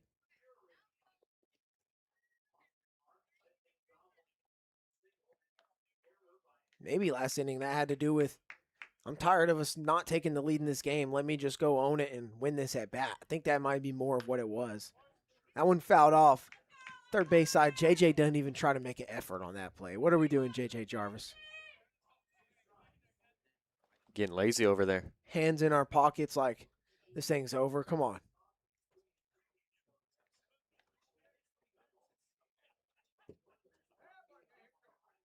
It's a 2-strike count to Declan Spooner. Alex Pearson on first. Reached on an error by the second baseman Cannon 2 hitters ago. There's a ball, count even up.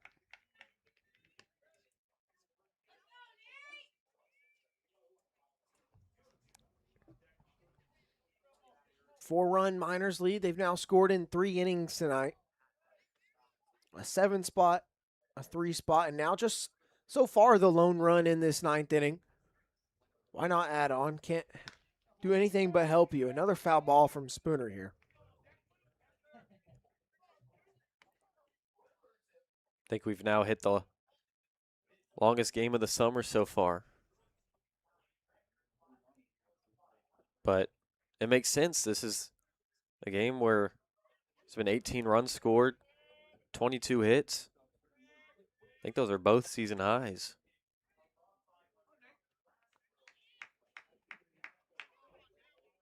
Ramirez still working slow. Pearson off for second. They won't even challenge him. Second stolen base of the inning for the Miners.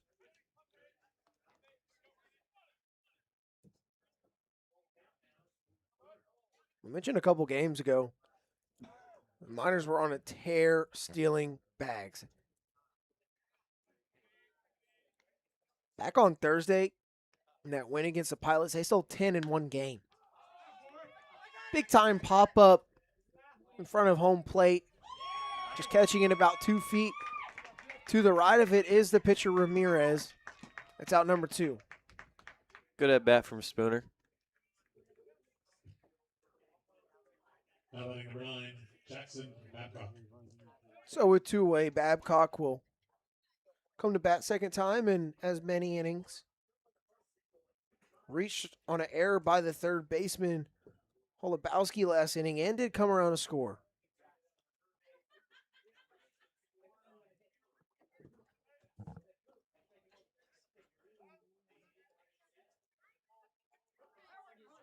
Three runs that have come across for the Miners are unearned.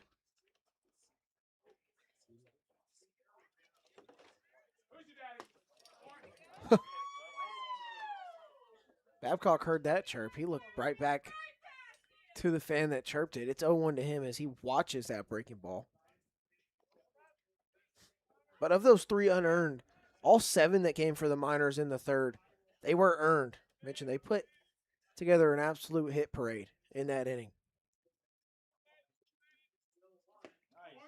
Another one dropped in there. It's 0-2 to Babcock.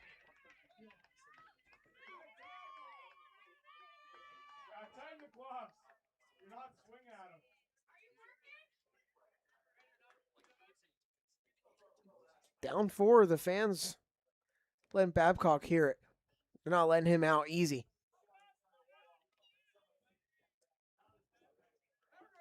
They're referring to "Are you working?" to his leather deerskin gloves that he wears because they're $8. It's 1-2 now.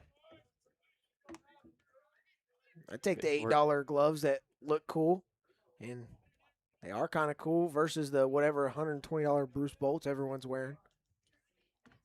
Are they really that expensive? I guess. I just took his word for it.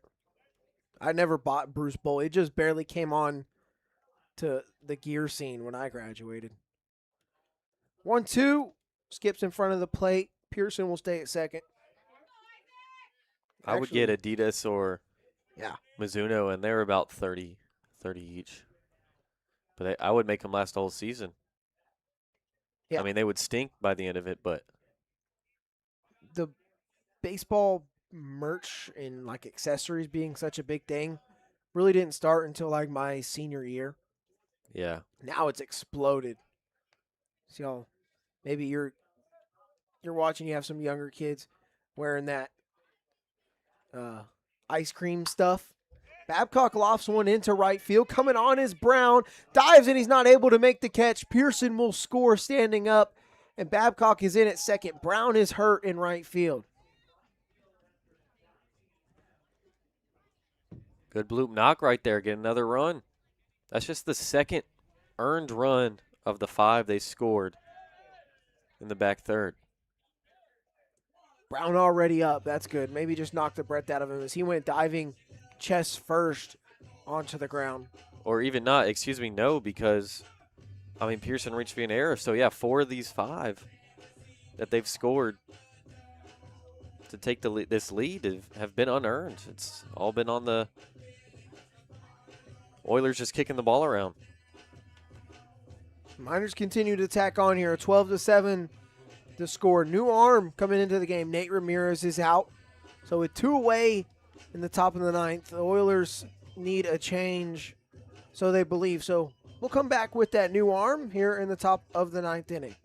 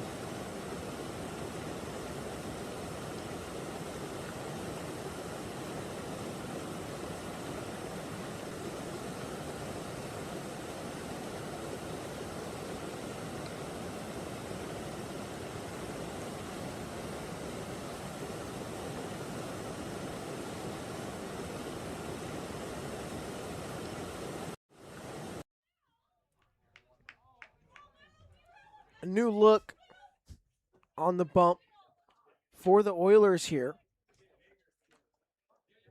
In this top of the 9th inning with 2 outs.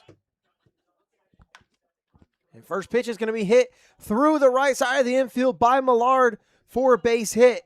Coming home to score, standing up is Babcock.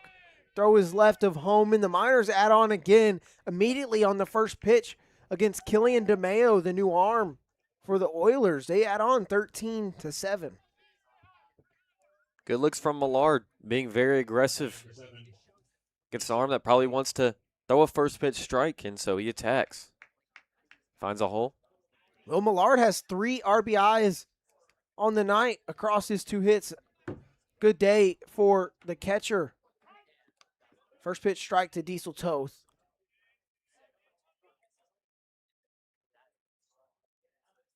So DeMeo greeted first pitch single to drive in another run. This one not able to be snagged by the catcher Oakley. Pass ball moves Millard into scoring position. Yeah, that frisbee clearly ate him up there. So we are at the 3-hour and 12-minute mark, and the longest game that I have is 3 hours and 14 minutes on the season. We have gotten very close to around that a few times, though, as Toth will chop one foul.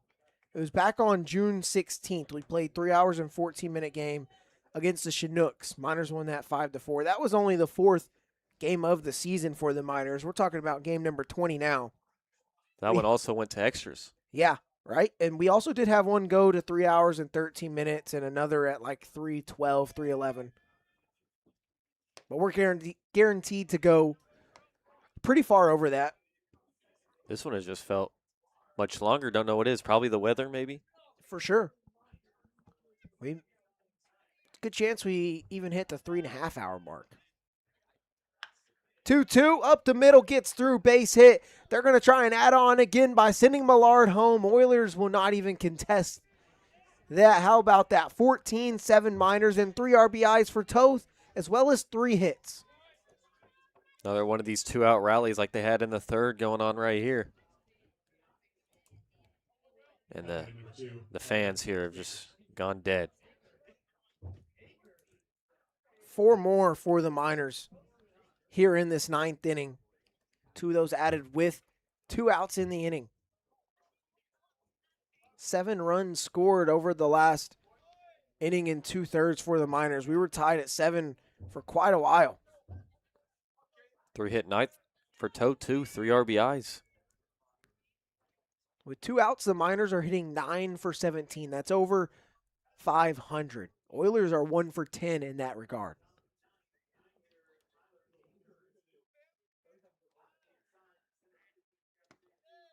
Hager sees ball 2 from DeMeo.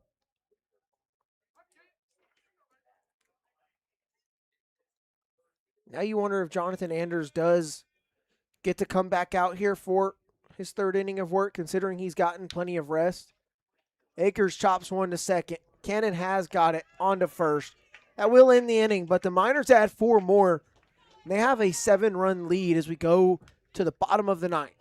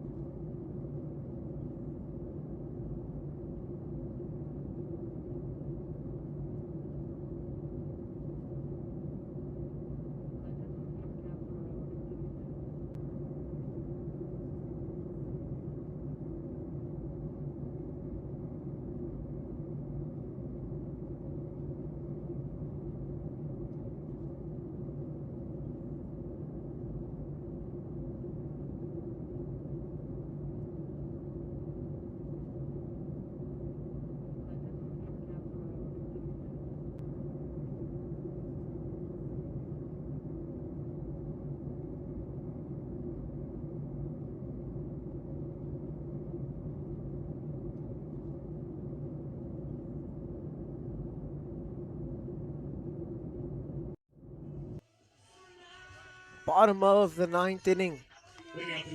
Here in Kenai in the Peninsula, the Oilers trail by 7 to the Miners. 3 outs to work with. The Miners have added 7 runs in the last 2 frames. Just unreal stuff. They scored 7 in the 3rd. It's been nothing but zeros up until then. These last 2 innings, offense came to life. Now Anders in line for the win. He's been very good. Faced the minimum through 2. And rightfully so. Hard shot to short. Park plays the hop beautifully over to first. There is out number 1 in the 9th. Good play. That ball was smoked, too, on the ground. So hop was tricky. This dude just stole Rooster's walk-up song. Carson McCormack thinks he's the Rooster. Oh, no, man. We can't have that. You're not him, buddy. Drop the silly act. There's only enough room for 1 Rooster in this peninsula.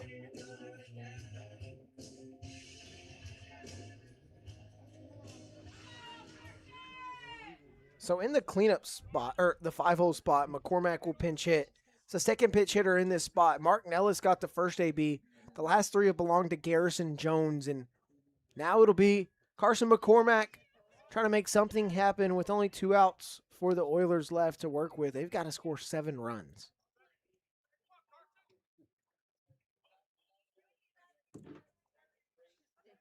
Anders has yet to get a decision on the season in his 4 appearances. This is 5th, and like Ben said, would be in line for win number 1.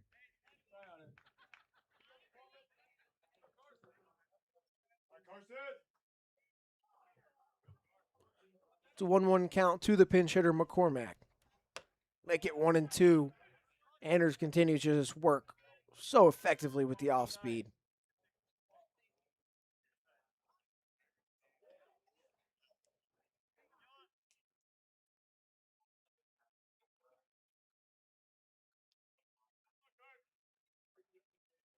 One, two. Fouled off. Foul ball brought to you by Lickety Sip.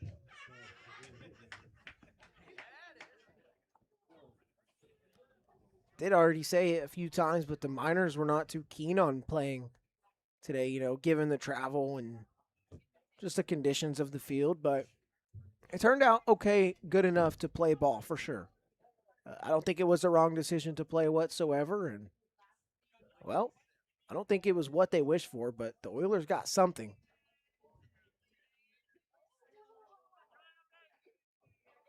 They are a game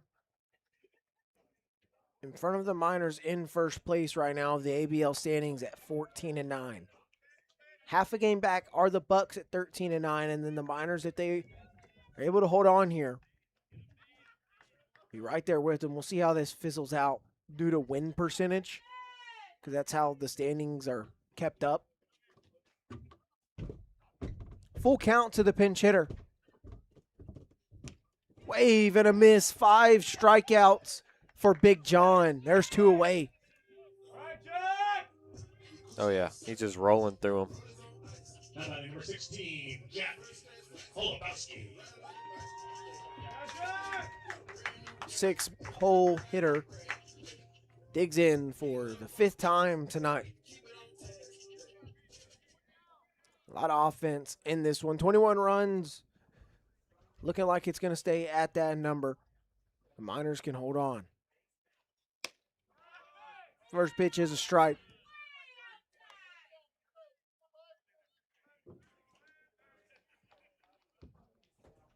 Two and 2/3 in relief so far for Anders. He struck out 5 and has not allowed a base runner. Straight nails from Big John. Quickly 0-2. Final strike for the Oilers. You know what? All the way down to the final strike, final out. Beer Garden being well represented by the locals of Kenai. That is my highlight of the night. Not even the 14 runs. It's the Beer Garden. The commitment of that place inspires me. Anders 0-2. Called strike 3. That's the ball game. 6 strikeouts for Anders in 3 innings of relief. He gets to win his first of the season. And the Miners get the dub at Coral Seymour Memorial Park to go 12-8 on the season. Yeah, I mean, I know 7 runs was more than enough, but 3 perfect innings with 6 punchies to end it for Anders. What a way to slam the doors. Please make sure you are checking on Facebook. So the Miners win at 14-7. They score 14 runs on 16 hits with 3 errors. Oilers score 7 on 6 hits with 3 errors of their own. Mitch Anders is the winning pitcher in this one. Final game time, 3 hours and 22 minutes. Our longest of the season here thus far. But that does it. Any last words from you before we get on to the vans and get us a late dinner? Just keep this rolling into tomorrow. We'll be back at it right here. And tomorrow for your game time is different. It is going to be played at 2 because it is Sunday. So game time expected to be at 2 p.m. tomorrow, Alaska Daylight Time. That'd be 5 Central, 6 Eastern. And projected rain, so things may change. But again, 14-7 Miners win it. Thank you so much for tuning in. Miners take 1 out of 4 thus far here in the Peninsula. We'll see you tomorrow.